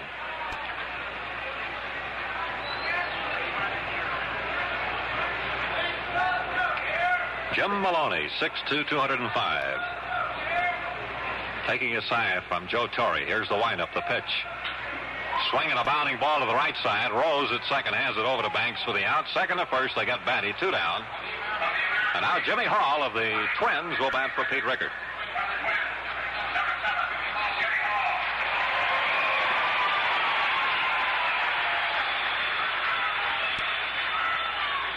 Left-handed batting Jimmy Hall, who is called the wedge by his teammates for his tapering physique. Jimmy's very powerfully constructed through the shoulders and chest, powerful arms.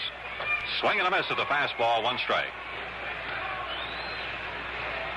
With the Twins in the American League this year, he's batting .325 with 16 homers. And he has knocked in 52 runs. Maloney delivers a change high. 1 ball, 1 strike. The National League defenses hall has a pull hitter. The skies have cleared beautifully here, and there's just a very light breeze stirring around the ballpark right now. 2 out, nobody on. Maloney's pitch. Inside at the knees, 2 balls, 1 strike. Maloney has been a real workhorse for the Reds. In fact, for the last 2 seasons, he has led his team in starts. He started 31 times last year, 33 times in 1963. Had 11 complete games last year. Here's the pitch. Swing and a miss. He fired the Hummer in tight, and it's 1-2 now to Jimmy Hall.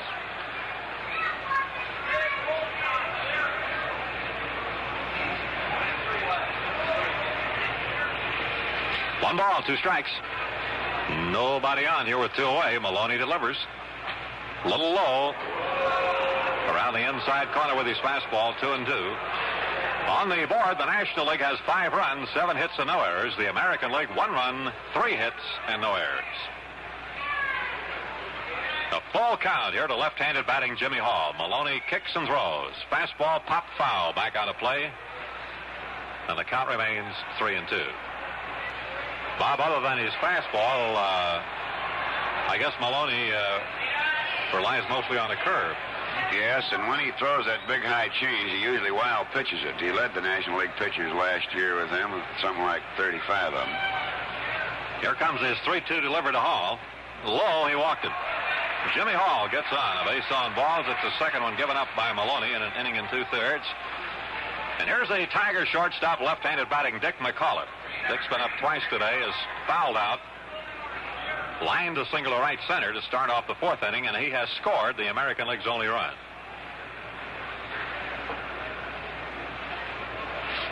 With a left-handed batter up, the National League first baseman Ernie Banks is not going to hold tightly with Jimmy Hall. Of course, the National League also has a 4-run lead.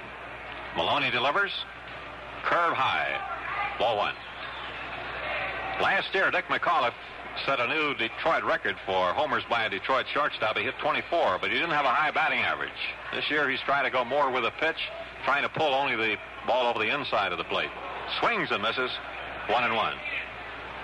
As a result, McAuliffe has raised his batting average about 70 points, and he's getting his share of home runs.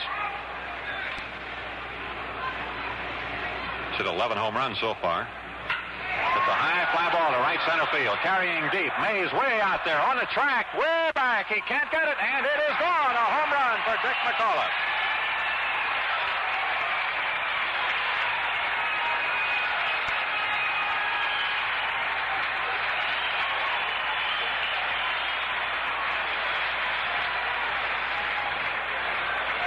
A towering shot over the right center field fence, and that ball must have carried 420 feet at least on the fly. A 2-run homer for Dick McAuliffe. And the American League now is right in the thick of it. It's a 5-3 ball game as the Americans battle back here at Metropolitan Stadium. Jimmy Hall scoring ahead of the homer, and here's Brooks Robinson taking a called strike on a curve from Maloney. 0-1. Brooks Robinson, the Baltimore third baseman, is flied out and struck out. Right-handed batter, Maloney delivers. Fastball, swing and a miss. 0-2. And you can see that Brooks Robinson, who has that ailing left shoulder, which he hurt earlier this year and then aggravated, not really taking a complete full swing, ducks away from a high inside curve. 1 ball and 2 strikes. You mentioned a while ago, Bob, that Willie Mays pounds his glove when he's going to make the catch, but on McAuliffe's drive, he never tapped the glove once. And here's the pitch to Robinson. Foul ball back down below us. And a lot of the youngsters here have come equipped with their gloves, and Boyd out right down below us made a good one-handed catch there.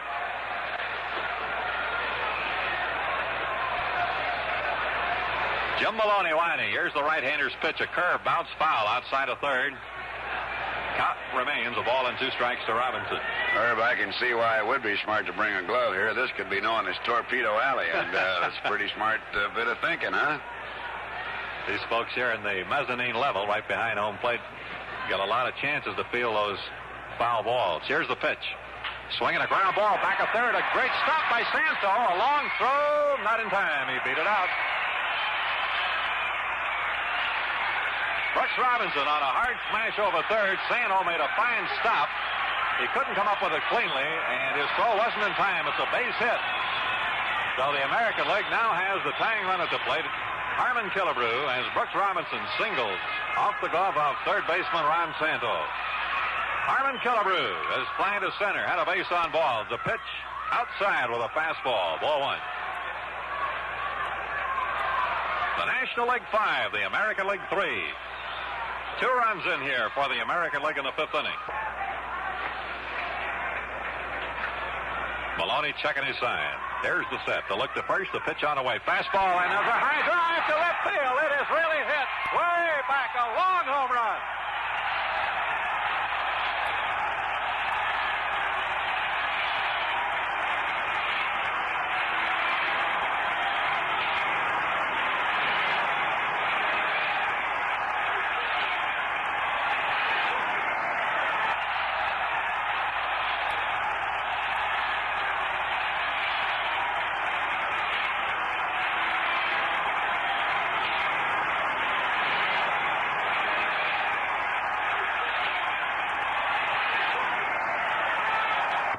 Tie ball game, 5-5 on a tremendous home run way back into the left field stands by Harmon Killebrew, scoring Brooks Robinson.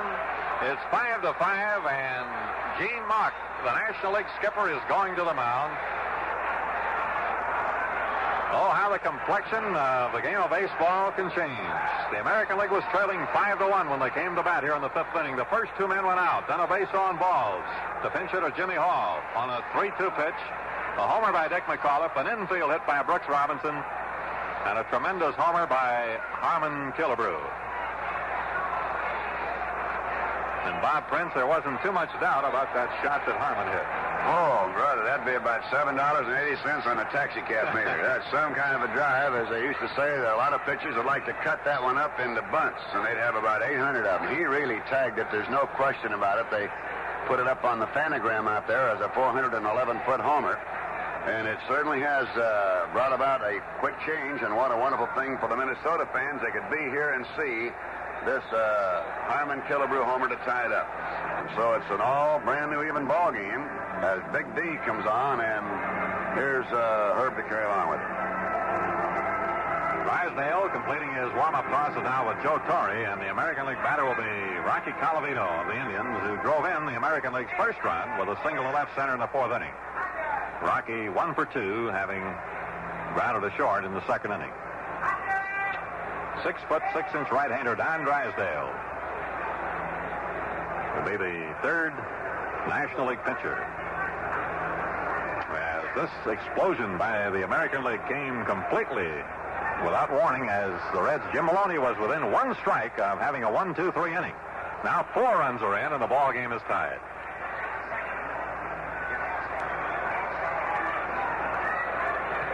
Rocky Colavito up there against Don Drysdale. Right-hander against right-hander. The first pitch, breaking ball on the outside corner, 1 strike.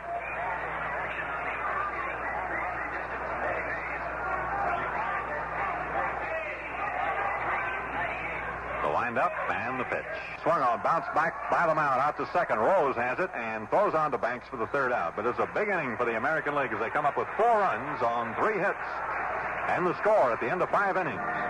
The National League 5, the American League 5.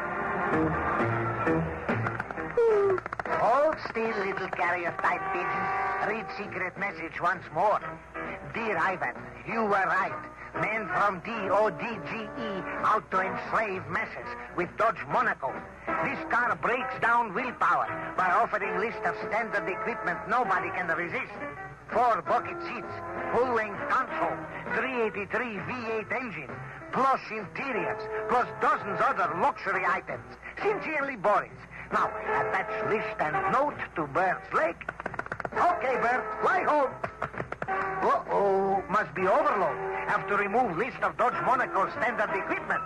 Take Eagle to carry that. Okay, Bert, now fly home. Don't you be a pigeon. See the man from DODGE. Fly down to your nearby Dodge Boys showroom. Tell them Dodge Monaco sent you.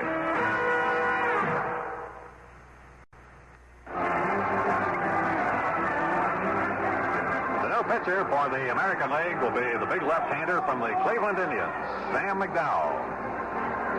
As Washington's Pete Rickard acquitted himself very well, going 2 innings, allowing 1 harmless single, and striking out 2 batters. So McDowell will be the 4th American League pitcher of the day. With the Indians this year, Sam has won 9 and lost 6, posting an impressive earned run average of just a shade over 2 earned runs per 9 innings. And this big left-handed fireball in 128 innings has struck out 164 batters. He's walked 72 batters. And in the past, his big problem has been control, but for the most part, he has greatly improved in that department. Now for the American League, Jimmy Hall, who went in to pinch hit for Rickard, will stay in the game in center field. So this means that we'll have some changes in the batting order. Jimmy Hall will continue to bat in the number 9 spot in the batting order, as Vic Davalillo of Cleveland now has come out. And we'll have a new second base combination out there. Bobby Richardson of the New York Yankees now goes in to replace Felix Mantilla. And at shortstop, Dick McAuliffe of the Tigers is out, and Zorlo Versailles of the Minnesota Twins is in there. And also, we'll have a new catcher. Bill Freehan of the Detroit Tigers will be the American League's new catcher. So to set up the entire defense now, it will be McDowell pitching, Freehan catching, Brooks Robinson at third, Zoil oversized at short, Bobby Richardson at second, and Harm Killebrew stays in the game at first base. Willie Horton's in there in left field. Jimmy Hall goes to center, and Colavito stays in right.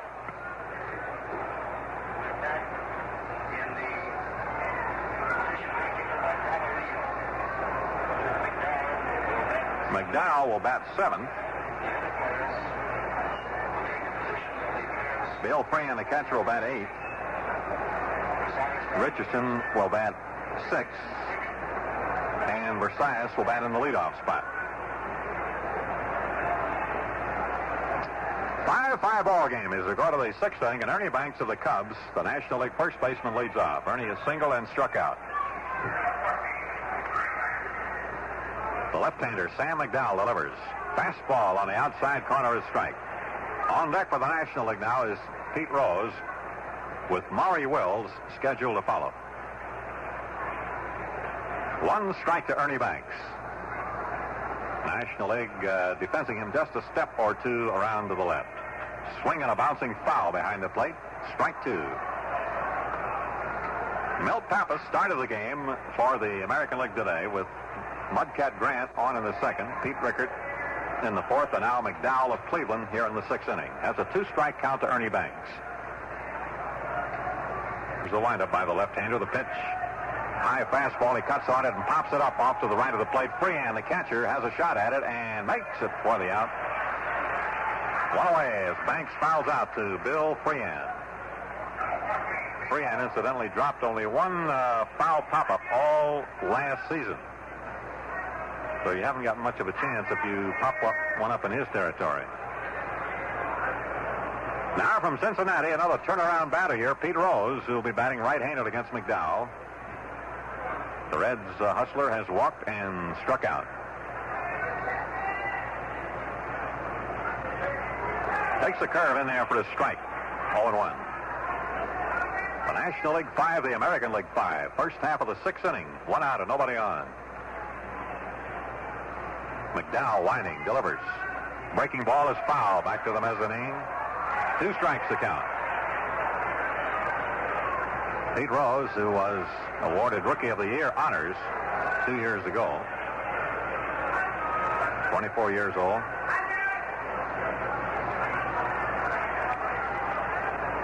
McDowell ready, delivers. Fastball just outside. He really hummed that one in there. Missed the outside corner. 1 ball and 2 strikes.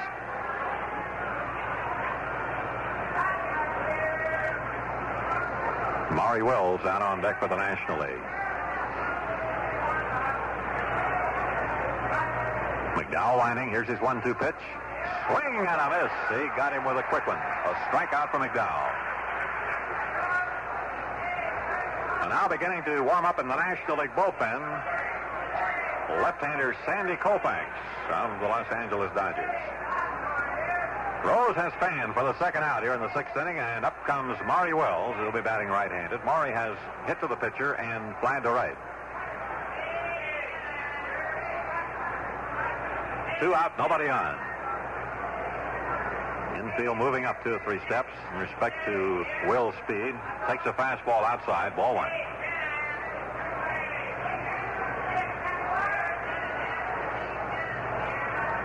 The National League scored 3 runs in the first inning, 2 in the second. The American League 1 in the fourth and 4 in the fifth. A fly ball, shallow right center field. Hall and Colavito converging. They can't get it. The ball drops. Wills turns and holds with a Texas League single out there to right center field. Just in between Jimmy Hall and Rocky Colavito. A bloop single for Wills, and now with Drysdale due up, and as I'm sure a lot of you know, he's not a bad hitter, but we may get a pinch hitter, Frank Robinson of the Cincinnati Reds. The right-handed batter will come out for Drysdale. Frank Robinson. With the Reds this year, Frank is batting .297. He has hit 18 home runs and driven in 59 runs.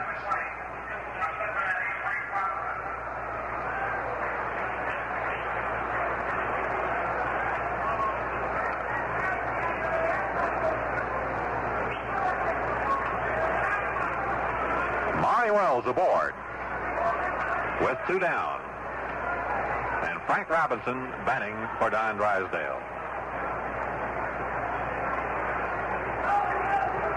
Sam McDowell out there taking his sign from Bill Freehan. Harmon Killebrew holding with the runner, Maury Wells.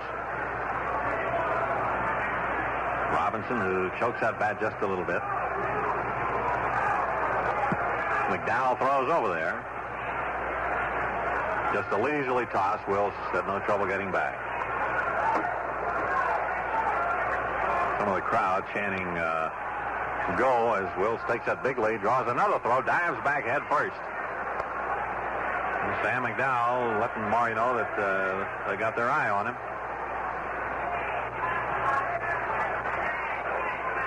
And the pitch to Robinson's in tight at the letters, ball one.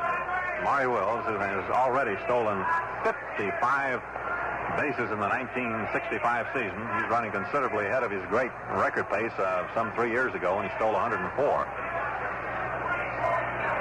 A ball and no strikes to the right-handed Frank Robinson. Here's the pitch to him. A curve hangs outside. 2 balls and no strikes.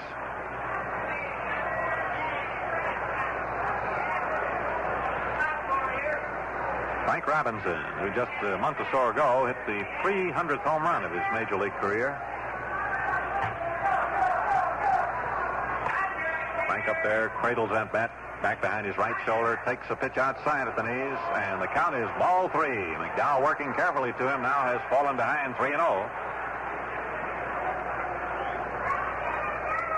And waiting to bat next, if Robinson gets on, is Willie Mays. 2 out. As Wills takes the lead, here's the pitch. Robinson looks at a strike, 3-1. Coaching for the National League. At third base, the manager of the Milwaukee Braves, Bobby Bragan, and at first base, the Reds' skipper, Dick Sisler. 3-1 here to Frank Robinson. 5-5 ball game in the 6th inning. McDowell delivers. Strike on the outside corner. Robinson was ready to go to first base, and Johnny Stevens of the American League called it strike 2. So we have a full count, and the crowd now, of course, will watch Wills take off with 2 away.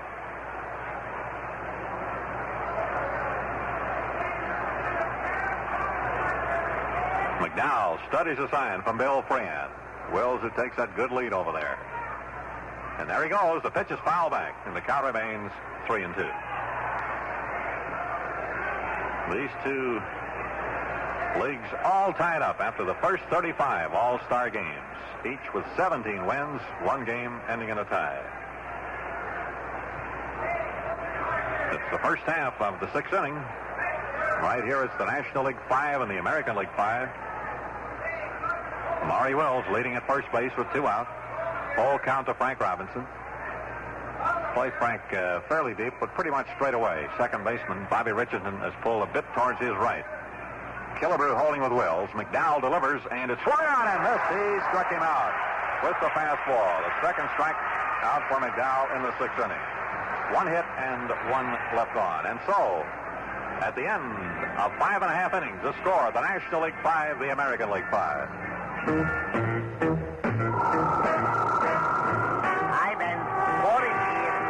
Waving at you. There's good news tonight. The man from DODGE is in such trouble you wouldn't believe it. Has stole plans for his hot-selling luxury car, Polara. Dodge Polara.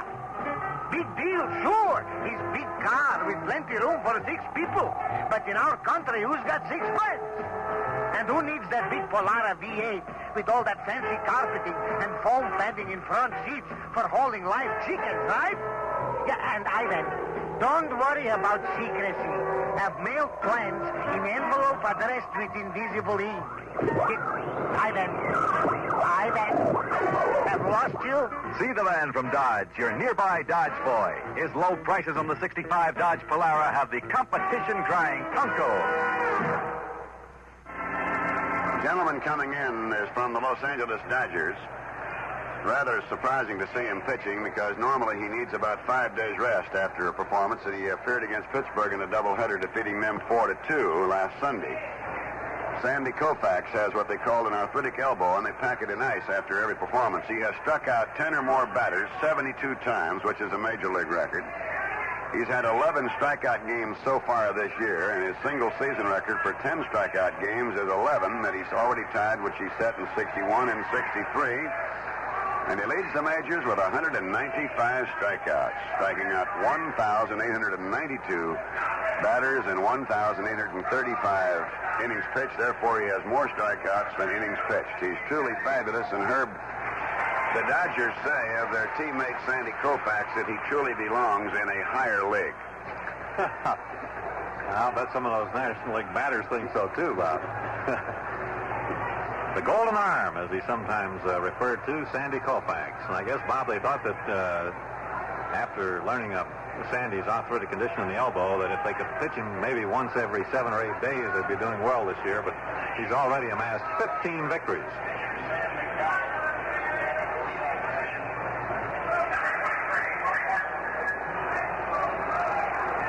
Sandy Koufax ready to go as his teammate Don Drysdale came on in the last of the 5th inning to put down the 4-run splurge by the American League that tied the ball game up. Drysdale getting the 1-man out he faced. Now Willie Horton of Detroit leading off. Muscular left fielder has grounded out twice, once to short, once to first. Koufax first pitch, high fastball, ball 1. Horton up there with Bobby Richardson of New York on deck, and then Versailles of the Minnesota Twins scheduled to bat. Last of the 6th inning, a 5-5 ball game. Koufax winding. Here's the pitch. Low, and it's ball 2. 2-0. It'll be interesting to see. Koufax is so unusually developed muscularly, it takes him about an inning or two to really get loosened up because he has tremendous muscular development along the left side of his back, particularly. All right, he has a 2-0 count here to Willie Horton. The next pitch is high on a fastball, and it's 3-0. And if you have to face Koufax at all, I imagine it's kind of nice to face him early. He throws any harder than that. 3 balls and no strikes. Playing Horton around to the left. Infield back all around. The windup and the left-hander's pitch. High, ball 4. He walks Willie Horton on 4 pitches. Horton gets on. Last of the 6th inning with the National League showing 5 runs, 8 hits, and no errors. The American League 5 runs, 6 hits, and no errors. And here's the great little second baseman of the New York Yankees, Bobby Richardson, who will be batting for the first time in the ball game, having replaced Felix Mantilla of the Red Sox at second. Right-handed batting, Bobby Richardson, batting .269 in the American League season with New York. Here's the pitch. Inside, ball 1. Richardson is one of the players that the boys in the trade put in the complete category. He does about everything well. Outstanding glove man. Good hitter, excellent hit-and-run man, fine bunter. Joe Torre out there for a quick word with Sandy Koufax. Ernie Banks holding with Willie Horton at first base. It's all tied 5-5 in the last of the 6th inning, and here's the pitch. Swung on, a fly ball into left center field, carrying deep.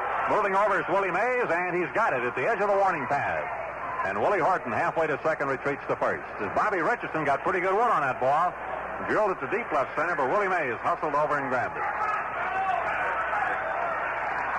One away in the American League 6th inning, and here is Minnesota shortstop Zoilo Versailles. Slender right-handed batter who has made some fantastic plays defensively for the Twins. He's hit 6 home runs. Here's the pitch. High pop-up. Shallow left field. Wills flipping down the glasses, backpedaling onto the grass. Under it has it, 2 down. So Versailles, after the first pitch, pops out. The shortstop, Maury Wills, 2 down.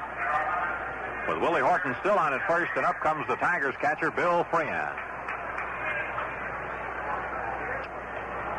In the National League bullpen at the moment, from the Houston Astros, right-hander Dick Farrell is warming up. Bill Freehan now batting for the first time in the game. Right-handed batter. National League plays him just slightly into left. Koufax has the sign, kicks and throws.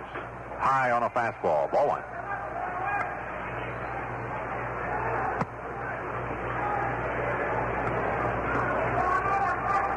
Bill Freehan, a one-time University of Michigan footballer, batted .300 over the regular season last year with Detroit. Takes the curve low. Ball two.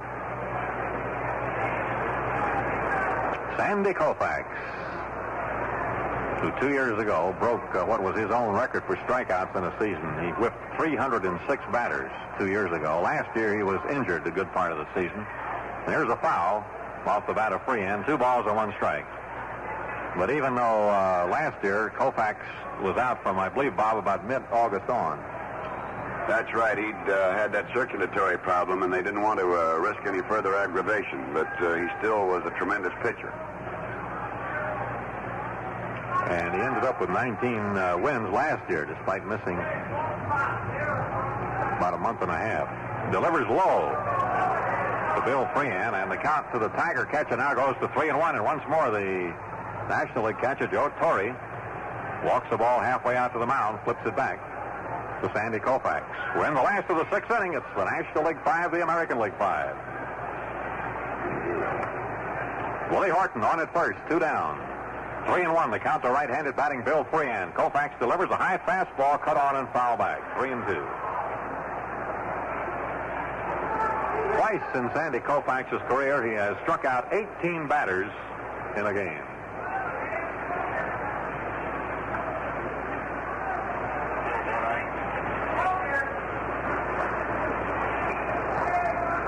Now Willie Horton, the runner, will be going with 3-2 here and 2 out. Koufax ready to go. Here's the pitch. Very high on a fastball, and he walks Freehan. So the American League has 2 on with 2 out. And Jimmy Hall, who is now batting in the number 9 spot, having entered the game as a pinch hitter in the 5th inning, will be up there for the American League. Jimmy Hall of the Minnesota Twins.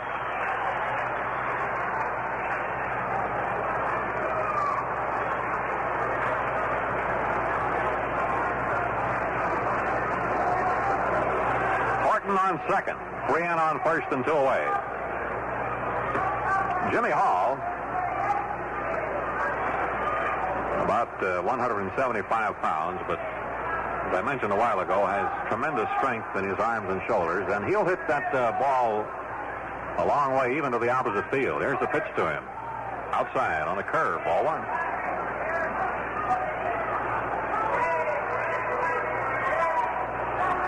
The leg is playing him slightly into right.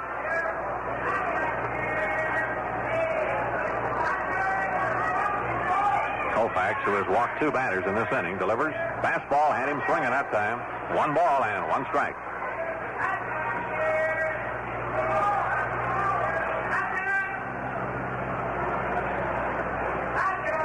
Jimmy Hall, who broke in with a bang with the Twins a couple of years ago, hit 33 home runs his rookie year. Waiting. Koufax delivers. Strike 2. Got his fastball in there. 1-2. Koufax, who has been going mostly with his fastball here. First inning, Sandy has been in there. For the National League today, it's been Marichal, who worked 3 very effective innings, and Jim Maloney, Don Drysdale, and now Koufax. Horton leading at second for the American League. Freehan at first with 2 out. The 1-2 pitch to Hall, very high. 2 balls and 2 strikes.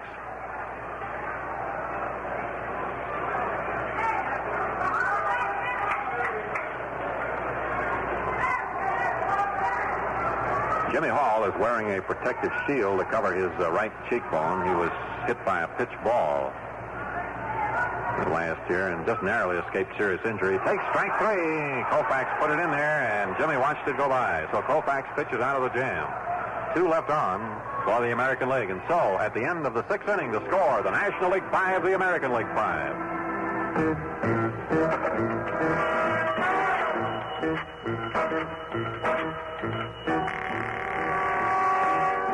Hello, Ivan. Boris. Have foiled men from DODGE. Got plans for revolutionary Dodge Coronet. Afraid it's better than our cars, Chief. Has choice of 7 big engines.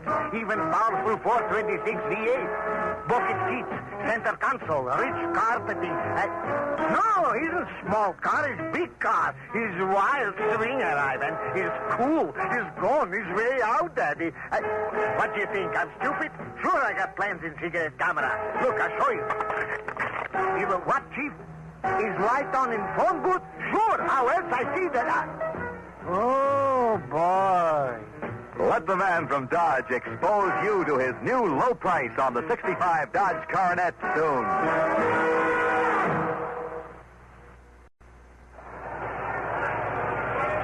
The totals now after 6 innings here at Metropolitan Stadium. For the National League, 5 runs, 8 hits, and no errors. The American League, 5 runs, 6 hits, and no errors. The National League coming to bat in the first half of the 7th. They'll have the top of the order, Willie Mays, Hank Aaron. New to face left-hander Sam McDowell. Willie Mays, who got the National League off and running when he hit the second pitch from the American League starter, Milt Pappas, a long homer over the left center field fence. Willie walked in the second and struck out in the fourth. McDowell, the big left-hander, winding. Here's the first pitch. Swung on, fouled off to the right. 1 strike. Willie Mays played for the old Minneapolis Millers of the American Association in 1951, and he was batting almost .500 when the then New York Giants called him up, and he's never been down since.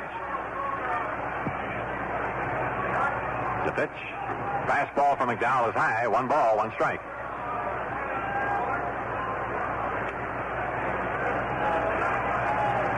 Sam McDowell, who's starting his second inning out there for the American League. With a 1-1 count to Willie Mays. Here's the windup, the left-hander's pitch. Inside and low, 2 balls, 1 strike.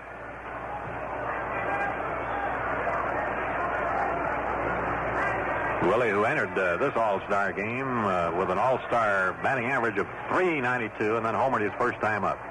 McDowell's 2-1 pitch. It is just off the outside corner, 3-1. Willie playing in his 12th All-Star game.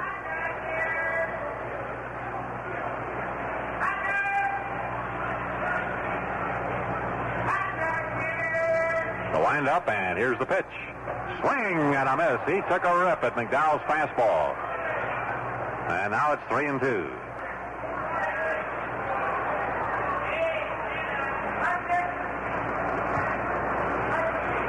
Brooks Robinson at third. Saul oversized at short. Bobby Richardson at second. Harmon Killebrew at first in the American League infield. And the payoff to Willie Mays. It is high. He's on with a walk. McDowell came in with his fastball, but it sailed on him, so Willie Mays is on. And now Milwaukee's Henry Aaron. Hank has failed to hit in 3 at-bats. He's flied to left, hit into a third, second, first double play, and popped to short.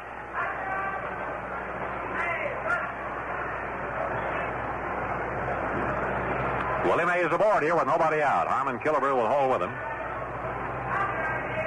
The American League's outfield, Willie Horton in left, Jimmy Hall in center, Rocky Colavito in right. Bill Freehan of Detroit, the catcher. McDowell into the set, and here's the pitch. It is high, ball 1. So McDowell's finding that strike zone a little elusive now as he's walked Mays and misses the first one to Aaron. Hank playing in his 14th All-Star game. McDowell checking his sign. Mays has a good lead, and here's the pitch. Swung on. Here's a base hit through the right side of the infield, charged by Colavito. Mays on his way to third, and the National League has runners on first and third with nobody out as Henry Aaron wraps a sharp single between Richardson and Killebrew. Now Roberto Clemente will bat for Willie Stargell. One thing there, Herb, National League fans are used to seeing, it's rather unique. Willie Mays, when he rounds second on his way to third, is looking back in the direction of the ball. He never watches his coach. He's strictly on his own, and very few fellas can look backward and run forward at the great speed that Willie Mays does, and that's why he's such a great base runner.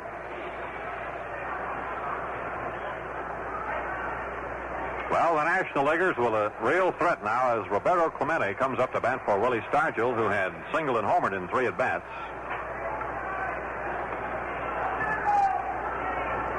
Clemente with the Pirates this year, batting .338. And Clemente, in all-star competition, has had 6 hits out of 15 at-bats for a .400 average. Right down on the end of the bat, falls away from the plate as he hits the bounding ball to third. It is caught by Robinson, throw to second, no other play. They hold the other runners on a good play by Brooks Robinson, the Baltimore third baseman. That ball was headed for the hole between short and third. Robinson got over there, grabbed it, and threw on down to Bobby Richardson at second to force out Hank Aaron. Willie Mays having to hold at third. So now Clemente becomes a runner at first. Mays on third, 1 away. And the batter will be Ron Santo of the Chicago Cubs. Ron batting for the first time in the game. Right-handed batter with the Cubs. This year he's hit 17 home runs. Sam McDowell into the set here. The big left-hander delivers. Fastball bounced out towards second base. A tough chance. Off for Cy's glove. He throws to first. Too late, and a run scores. Willie Mays comes in, and the National League regains the lead 6-5 on a high bouncing ball over second. The Twins shortstop, Zorlo Versailles, got over, got his glove on the ball, juggled it just momentarily, and made a late throw to first base. So Santo has an infield hit and a run batted in as Willie Mays scores to put the National League ahead 6-5. Clemente goes to second. And with runners at first and second and 1 out, up comes the Braves catcher, Joe Torre.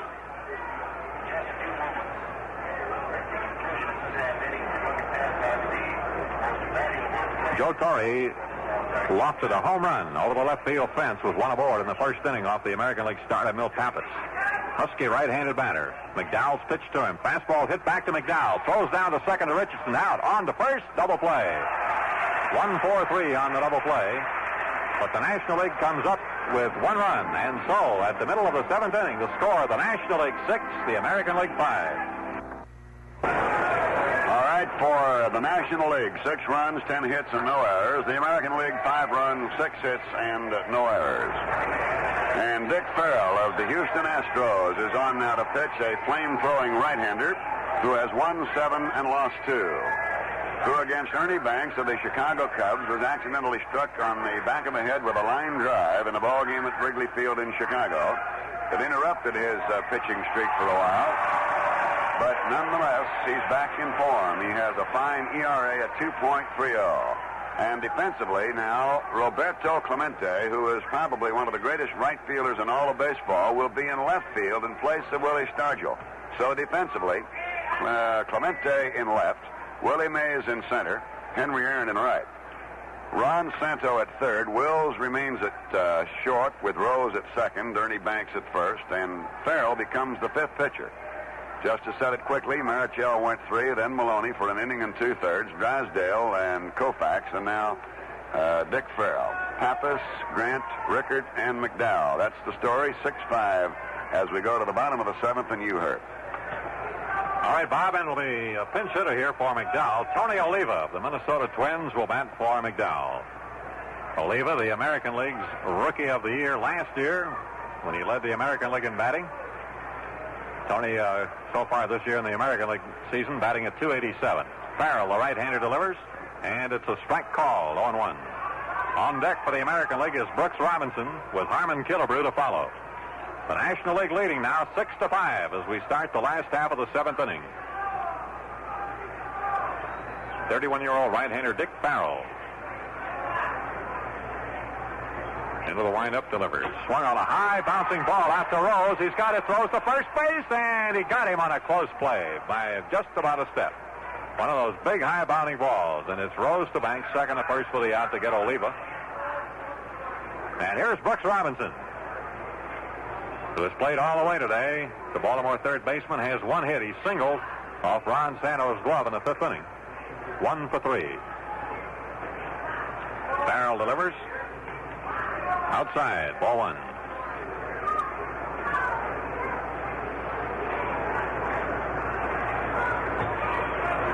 Farrell works rapidly. Delivers just outside.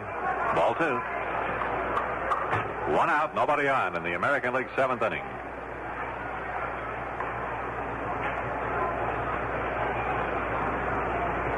Farrell used is just an abbreviated windup. Delivers, and Robinson pops a foul off first base. Ernie Banks will have a play on it, and he has it. 2 down as Robinson fouls out.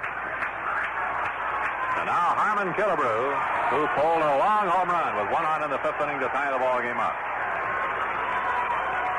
Dick Farrell, originally signed by the Philadelphia Phillies, now with the Houston Astros, out there for the National League. On the mound, Dick had polio as a youngster, and he still does a lot of work in behalf of polio victims. Here's the pitch to Killebrew, a strike call on the outside corner. 0-1.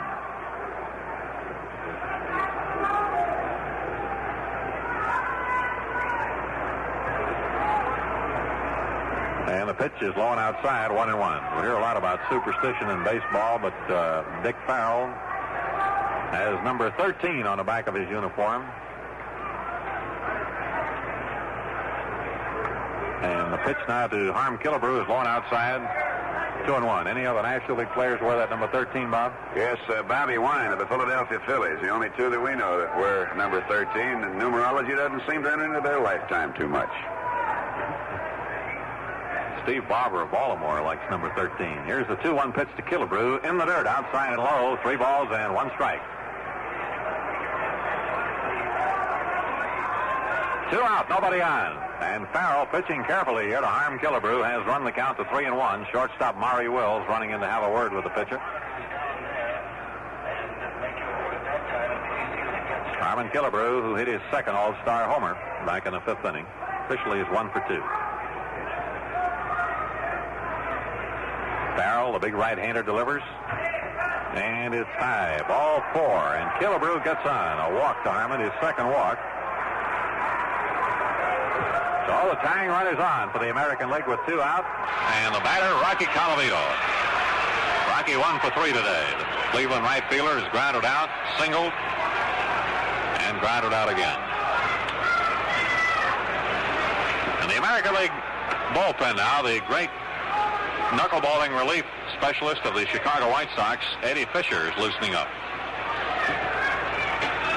Killebrew at first takes the short lead, and here's the pitch to Colavito, a breaking ball outside, ball 1. Rocky Colavito, who is now doing his second tour with the Cleveland Indians, having started his major league career with Cleveland and traded to Detroit and Kansas City. It's a high fly ball down the third base line, may go foul. Santo and Wills after it, and Santo, the third baseman, grabs it for the 3rd out. 1 left on for the American League. At the end of 7 innings, the score is the National League 6, the American League 5. Let's say so long to Plymouth's roaring 65s.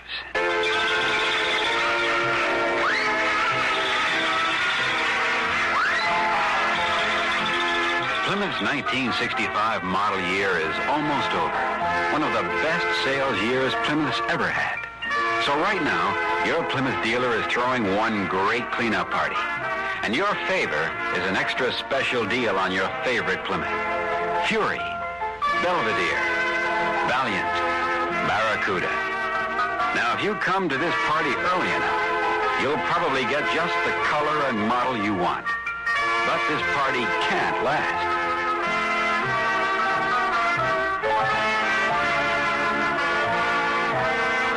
Cleaning out, and you can clean up. Come to the big cleanup party at your Plymouth dealers now. 6-5 in favor of the National League in the top of the 8th, and here's Herb Kerniel. Okay, Bob, and leading off against the knuckleballer, Eddie Fisher, will be the Cubs' Ernie Banks, playing at first base. Ernie's been in there all the way today, 1 for 3, a single in the 1st inning. Fisher into the windup, delivers. Swing and a foul at the plate, 1 strike. Bill Freehan, the American League catcher, is now wearing that larger than average mitt. Doesn't have too much padding in it. It's almost like an oversized first baseman's mitt. The better to hang on to those butterfly pitches of Eddie Fisher. 1 strike to Ernie Banks. The Reds' Pete Rose on deck. Fisher, the right-hander, delivers. Knuckleball is lined into left center for a base hit. Jimmy Hall tracking the ball down in left center. Banks turns and will hold with a long single. Quick fielding out there by Jimmy Hall. Holds Banks to a single, so Ernie's 2 for 4. And it gives the National League their 11th hit of the ball game. And here's Cincinnati's Pete Rose, the switch hitter who has walked and twice struck out. Batting left-handed now against Fisher.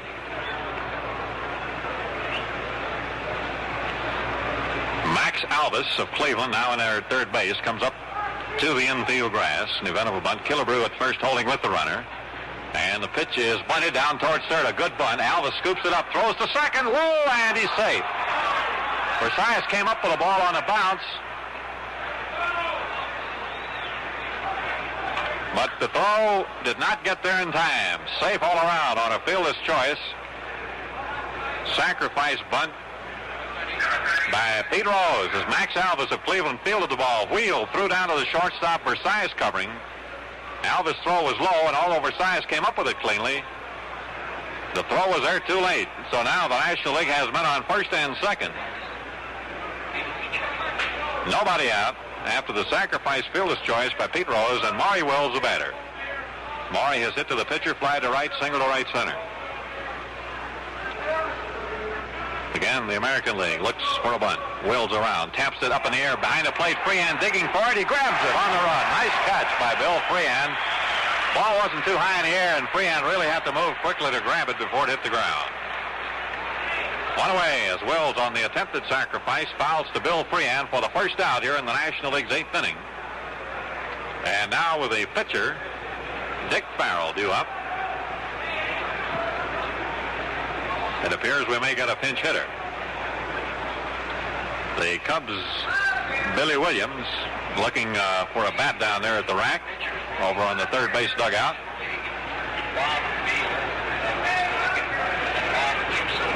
Herb, they have Bob Veal of Pittsburgh up along with Bob Gibson, so there'll be an election going there. But if the American League All-Stars think they've seen some hummers, if Mr. Veal gets into the game, the National League batters over there feel that he can throw a strawberry through a locomotive.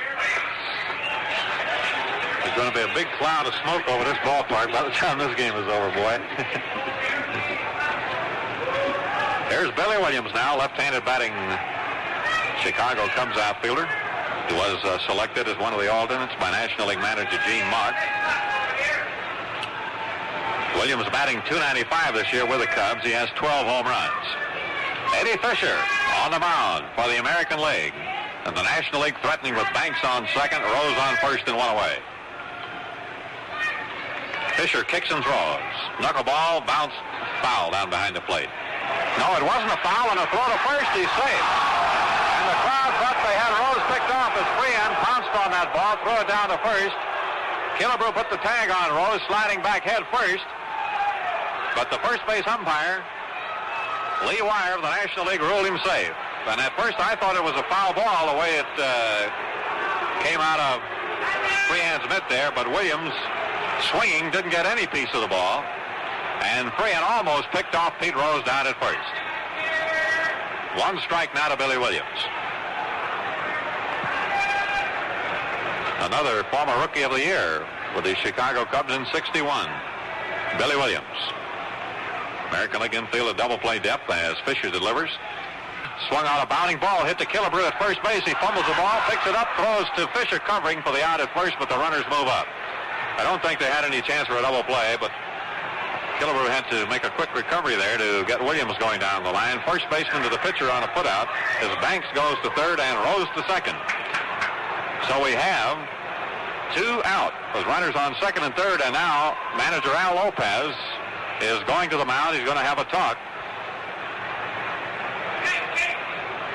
with Eddie Fisher. And Willie Mays looks like he's got on the Cincinnati batting helmet there, Bob.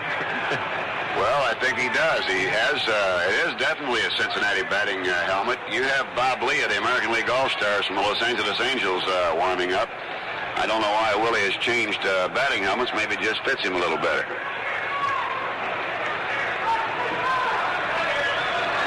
Runners on second and third. Two out at Willie Mays, who has walked twice, homered, and struck out. Half-cut foul off to the right. One strike.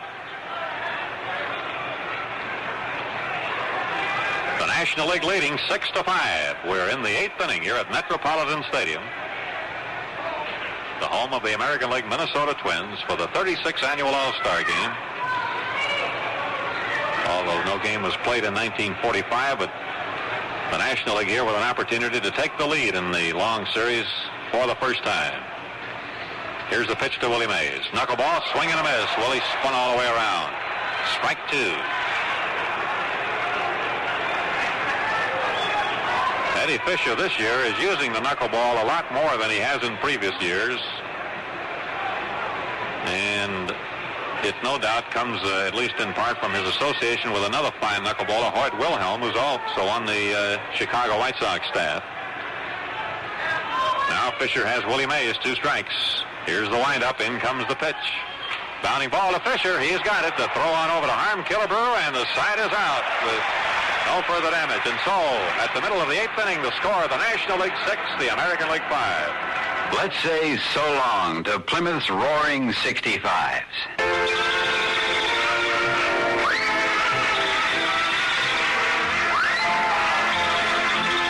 Plymouth's 1965 model year is almost over. One of the best sales years Plymouth's ever had. So right now, your Plymouth dealer is throwing one great cleanup party. And your favor is an extra special deal on your favorite Plymouth. Fury, Belvedere, Valiant, Barracuda. Now, if you come to this party early enough, you'll probably get just the color and model you want. But this party can't last.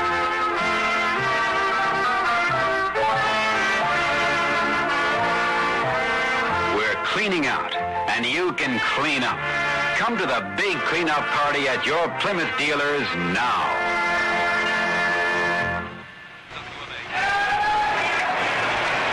Bob Gibson of the St. Louis Cardinals, another hard-throwing right-hander, is on now for the National League All-Stars. Dick Farrell went the 1 inning and practically zeroed the board. And Gibson is on, and there has been a change at short. Leo Cardenas of the Cincinnati Reds, possessed of what they claim is the finest throwing arm in all of baseball at short, has replaced Maury Wills, so that now you have Clemente in left, Mays in center, Henry Aaron in right, Ron Santo at third, Leo Chico Cardenas at short, Pete Rose at second, Ernie Banks at first, with Bob Gibson and Joe Torre. Herb, we can certainly say this has been an all-star game in every sense of the word, and the fans are getting to see all the great stars from both leagues. Well, it's a wonderful thing, and I know both managers really, while winning, I think was uppermost in their minds, had hoped that the game would develop so that they could use as many players as possible. And now Bob Gibson pitching here to Willie Horton, 0 for 2, and a walk for the Tigers left fielder. Dick Farrell leaving after 1 inning, giving up just 1 base on balls. Gibson, the 6th National League pitcher of the ball game, delivers and here's a foul. Back out of play, 1 strike.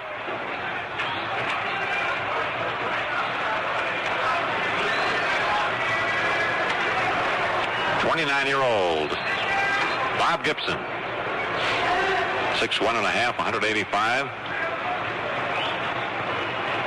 Went to Creighton University on a basketball scholarship. And here's a pitch over the head of Willie Horton, 1 ball and 1 strike. I understand, Bob, that Gibson was such a good basketball player. He played with the Globetrotters a little bit. Yes, he did. For a 1957-58 season, many National League players wished that he was still playing basketball. The ball looks like anything but a basketball coming up there the way he throws it. Here's a swing and a miss at a fastball by Willie Horton. 1 ball and 2 strikes.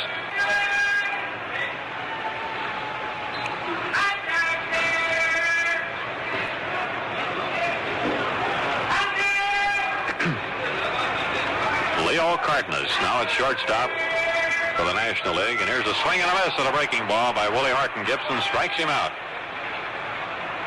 1 down in the American League's 8th inning. And Bobby Richardson of the New York Yankees batting for the 2nd time in the ball game. Bobby flying to center. Hit the ball pretty well back in the 6th inning. Sent it deep to left center, but Willie Mays got over to make the catch. Right-handed batting Bobby Richardson. There's a ground ball to the right side. Rose at second has it. Throws to Banks at first for the out. 2 down. Second to first to play. 2 up and 2 down in the American League's 8th inning. And now Zoil over Sias. Off the short, his first at bat after replacing Dick McAuliffe of Detroit, the starting third baseman for the American League today.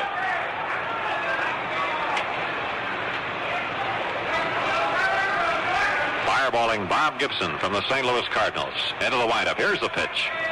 Low, ball 1.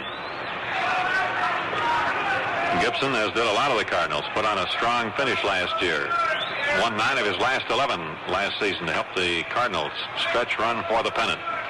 Here's the 1-0 pitch, outside and low, and then Gibson went on to set a World Series record for strikeouts of 31.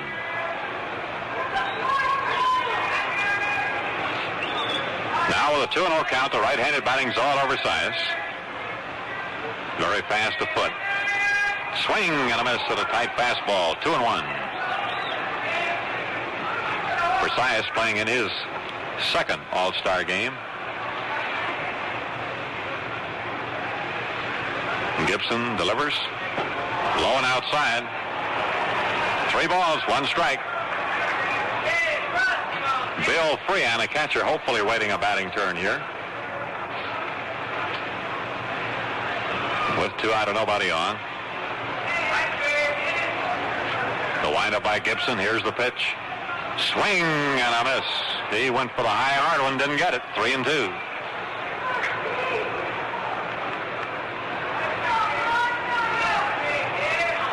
Gibson checking his side with Joe Torre of Milwaukee. Torre has caught the entire game for the National League, and here comes the pitch. A little low, and Versailles gets on. A base on balls to Versailles. To put the tango on, and here's Bill Freehan. So the American League now has collected 6 walks off National League pitching today, plus their 6 hits. Detroit's Bill Freehan, right-handed batting catcher, drew a base on balls in the 6th inning. Here's a line drive to center, a base hit. Versailles turns second. He'll go to third. Mays' throw is not in time. Down to second goes Freehan. Runners at second and third.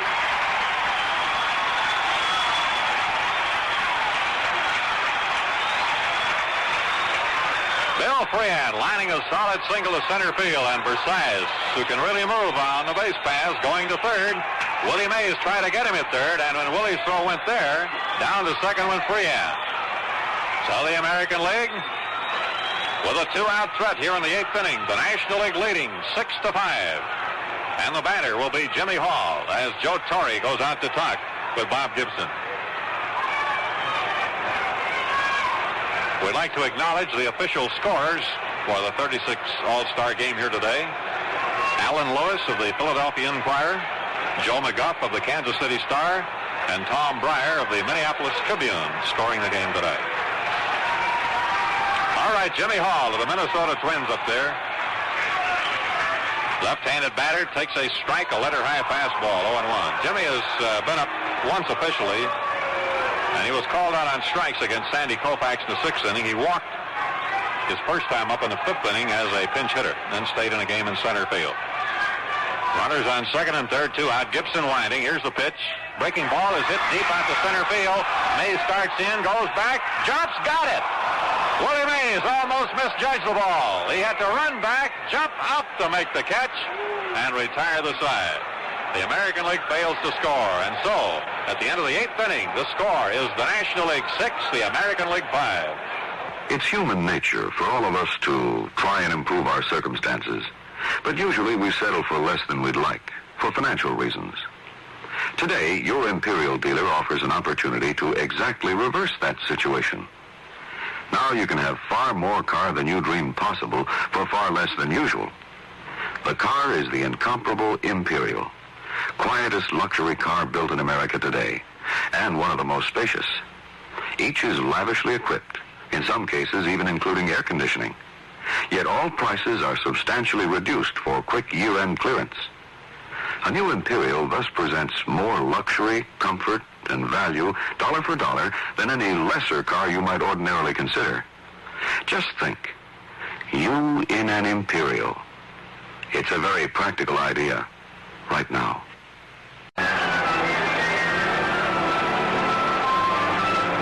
now after 8 innings. The National League 6 runs, 11 hits, and no errors. The American League 5 runs, 7 hits, and no errors. Also like to acknowledge, Bob, some of the, I guess you'd call them unsung heroes, but who had a very important job to do here today. The batting practice pitchers for the American League, Spud Murray of the Yankees and Billy Price of the Twins, and the batting practice catcher, Hal Narragon of the Twins, and the American League trainer, George Lentz of the Twins. Pitching batting practice today for the National League was Wade Blassingame of the Braves and Cal McLish of the Phillies. Their batting practice catcher was Bob Oldus of the Phillies. And the trainer was Bob Ferrin of the Braves with the honorary trainer Al Schumann of the Chicago Cubs. Now we go to the 9th inning with Eddie Fisher, the knuckleballer, out there for the American League, pitching here to Hank Aaron. 1 for 4 for Henry today.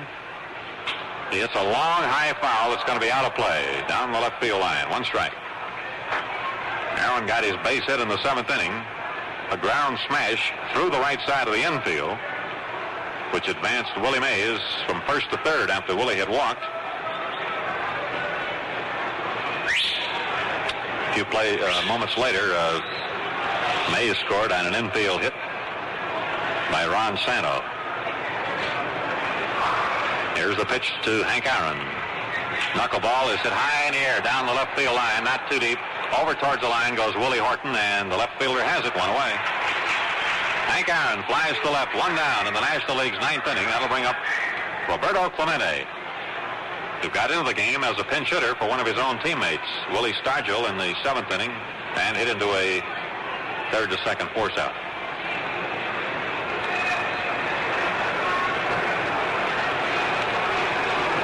Bob Clemente, who led the National League in batting last year, 339, second time in his career that he'd led the league in hitting. Swings, it's a bounding ball to short. Big hop for Versailles, and the throw on the Killebrew at first for the out. 2 down. Short, the first to play. And now from the Chicago Cubs, third baseman Ron Santo. Man of the game in the 5th inning, replacing Richie Allen of the Phillies. And Santo delivered an infield hit that got the tie-breaking run across in the 7th inning.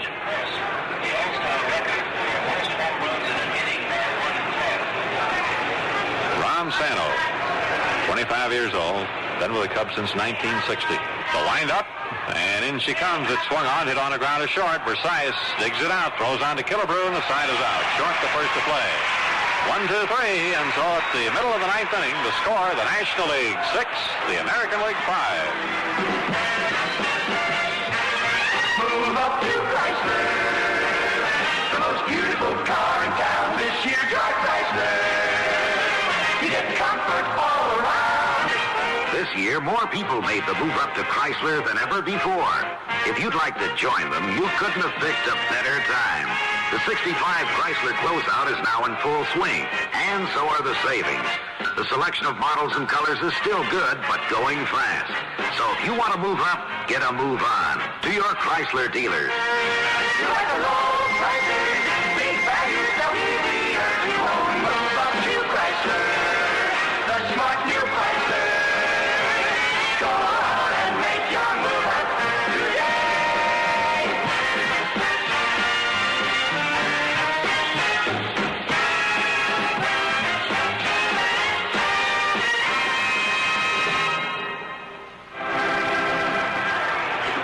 American League needing 1 run to tie and 2 to win. You're in the last half of the 9th inning. We'll have the top of the batting order, which means that Tony Oliva of the Minnesota Twins will lead off against Bob Gibson of the St. Louis Cardinals.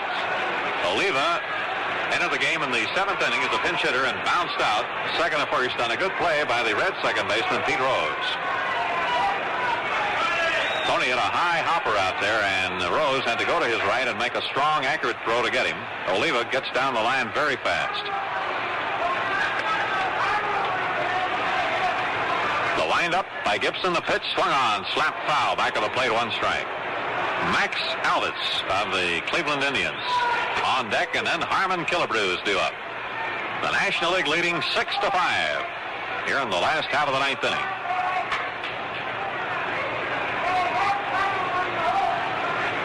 Gibson, the right-hander, with a 1-strike pitch. Strike 2 call. Breaking ball got in there, and Oliva watched it go by. 0-2.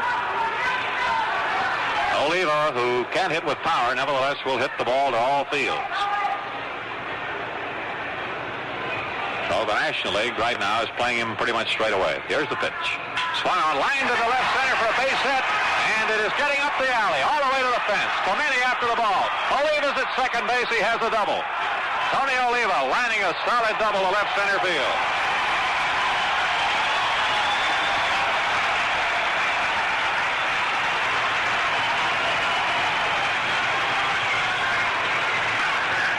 The American League has the tying run on with nobody out as Tony Oliva of the Minnesota Twins slots a solid line drive double between Roberto Clemente and Willie Mays. The ball bouncing off the fence out near the 365 side. And now from the Cleveland Indians, their fine third baseman Max Alvis, who will be batting for the first time. With the Indians, he has an average of 276, 15 home runs. Right-handed batting Max Alvis chokes him out a couple inches. Gibson delivers. The ball is bunted up in the air. A pop-up. Gibson, the pitcher, grabs it. One away. Trying to get Oliva down to third where he might score on an infield out or a fly ball. Alvis has popped up, and now Harmon Killebrew,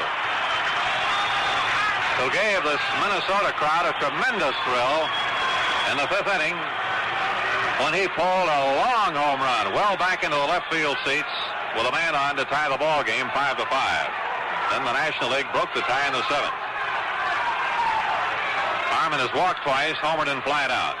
Gibson delivers low and outside. Sharp breaking ball down and away. In the National League bullpen, Bob Beal, the big left-hander from the Pittsburgh Pirates, and right-hander Sammy Ellis of Cincinnati throwing. Here's the pitch. Killebrew swings and he misses. The breaking ball off the outside corner. The National League has 6 runs, 11 hits, and no errors. The American League, 5 runs, 8 hits, and no errors. It's been a great ball game here before a standing room crowd at Metropolitan Stadium. Tony Oliva on second, 1 out. Gibson, the right-hander, delivers, and it swung on, chopped foul. He threw the curveball, and Killebrew hit over top of the ball, just chopped it foul. Harmon goes out to retrieve a straight piece of wax paper that had blown out in front of home plate. 1 ball, 2 strikes. Rocky Colavito, a right-handed batter, is due up, but Joe Pepitone, left-handed batter from the New York Yankees, is on deck for the American League now. Gibson delivers to Killebrew, and it swung on and foul back. Again, he threw the curveball. 1 ball and 2 strikes.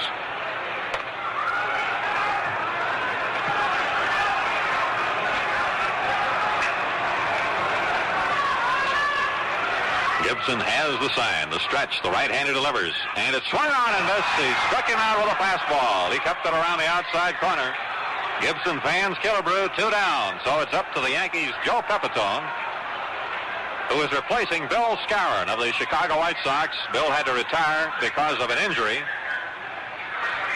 And now Joe Pepitone of the New York Yankees, who has hit 9 home runs, batted in 38 runs. Left-handed batter. He's batting for Colavito. Rocky had gone 1 for 4, driving in a run with a single.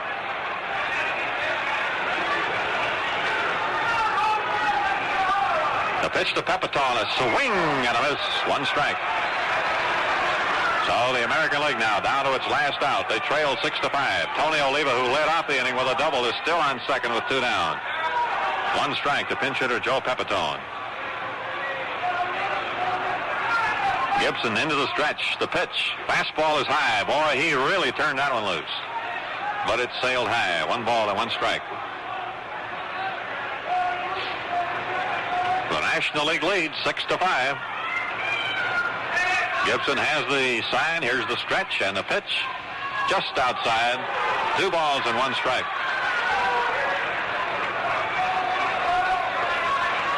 Bob was just checking, and the only American leaguer outside of pitcher who hasn't seen action today is Elston Howard of the Yankees. And here's the pitch. Curve had him swinging. 2 balls, 2 strikes. For the National League, let's see, not having seen service today, Johnny Callison of the Phillies, Johnny Edwards, the Reds catcher, and Eddie Kranepool of the New York Mets. But it's been a very fine representation here with so many players able to perform before this overflow crowd. Here's Gibson's next pitch. Swung on and missed. He struck him out with a fastball. And for the first time in the long history of this All-Star game, the National League has gone ahead in number of victories. In the ninth inning, no runs for the American League, 1 hit, and they left 1 man on. So the National League has taken the lead now in games played with 18 victories to 17 for the American League. As this huge crowd of over almost 47,000 paid starts to file out of Metropolitan Stadium.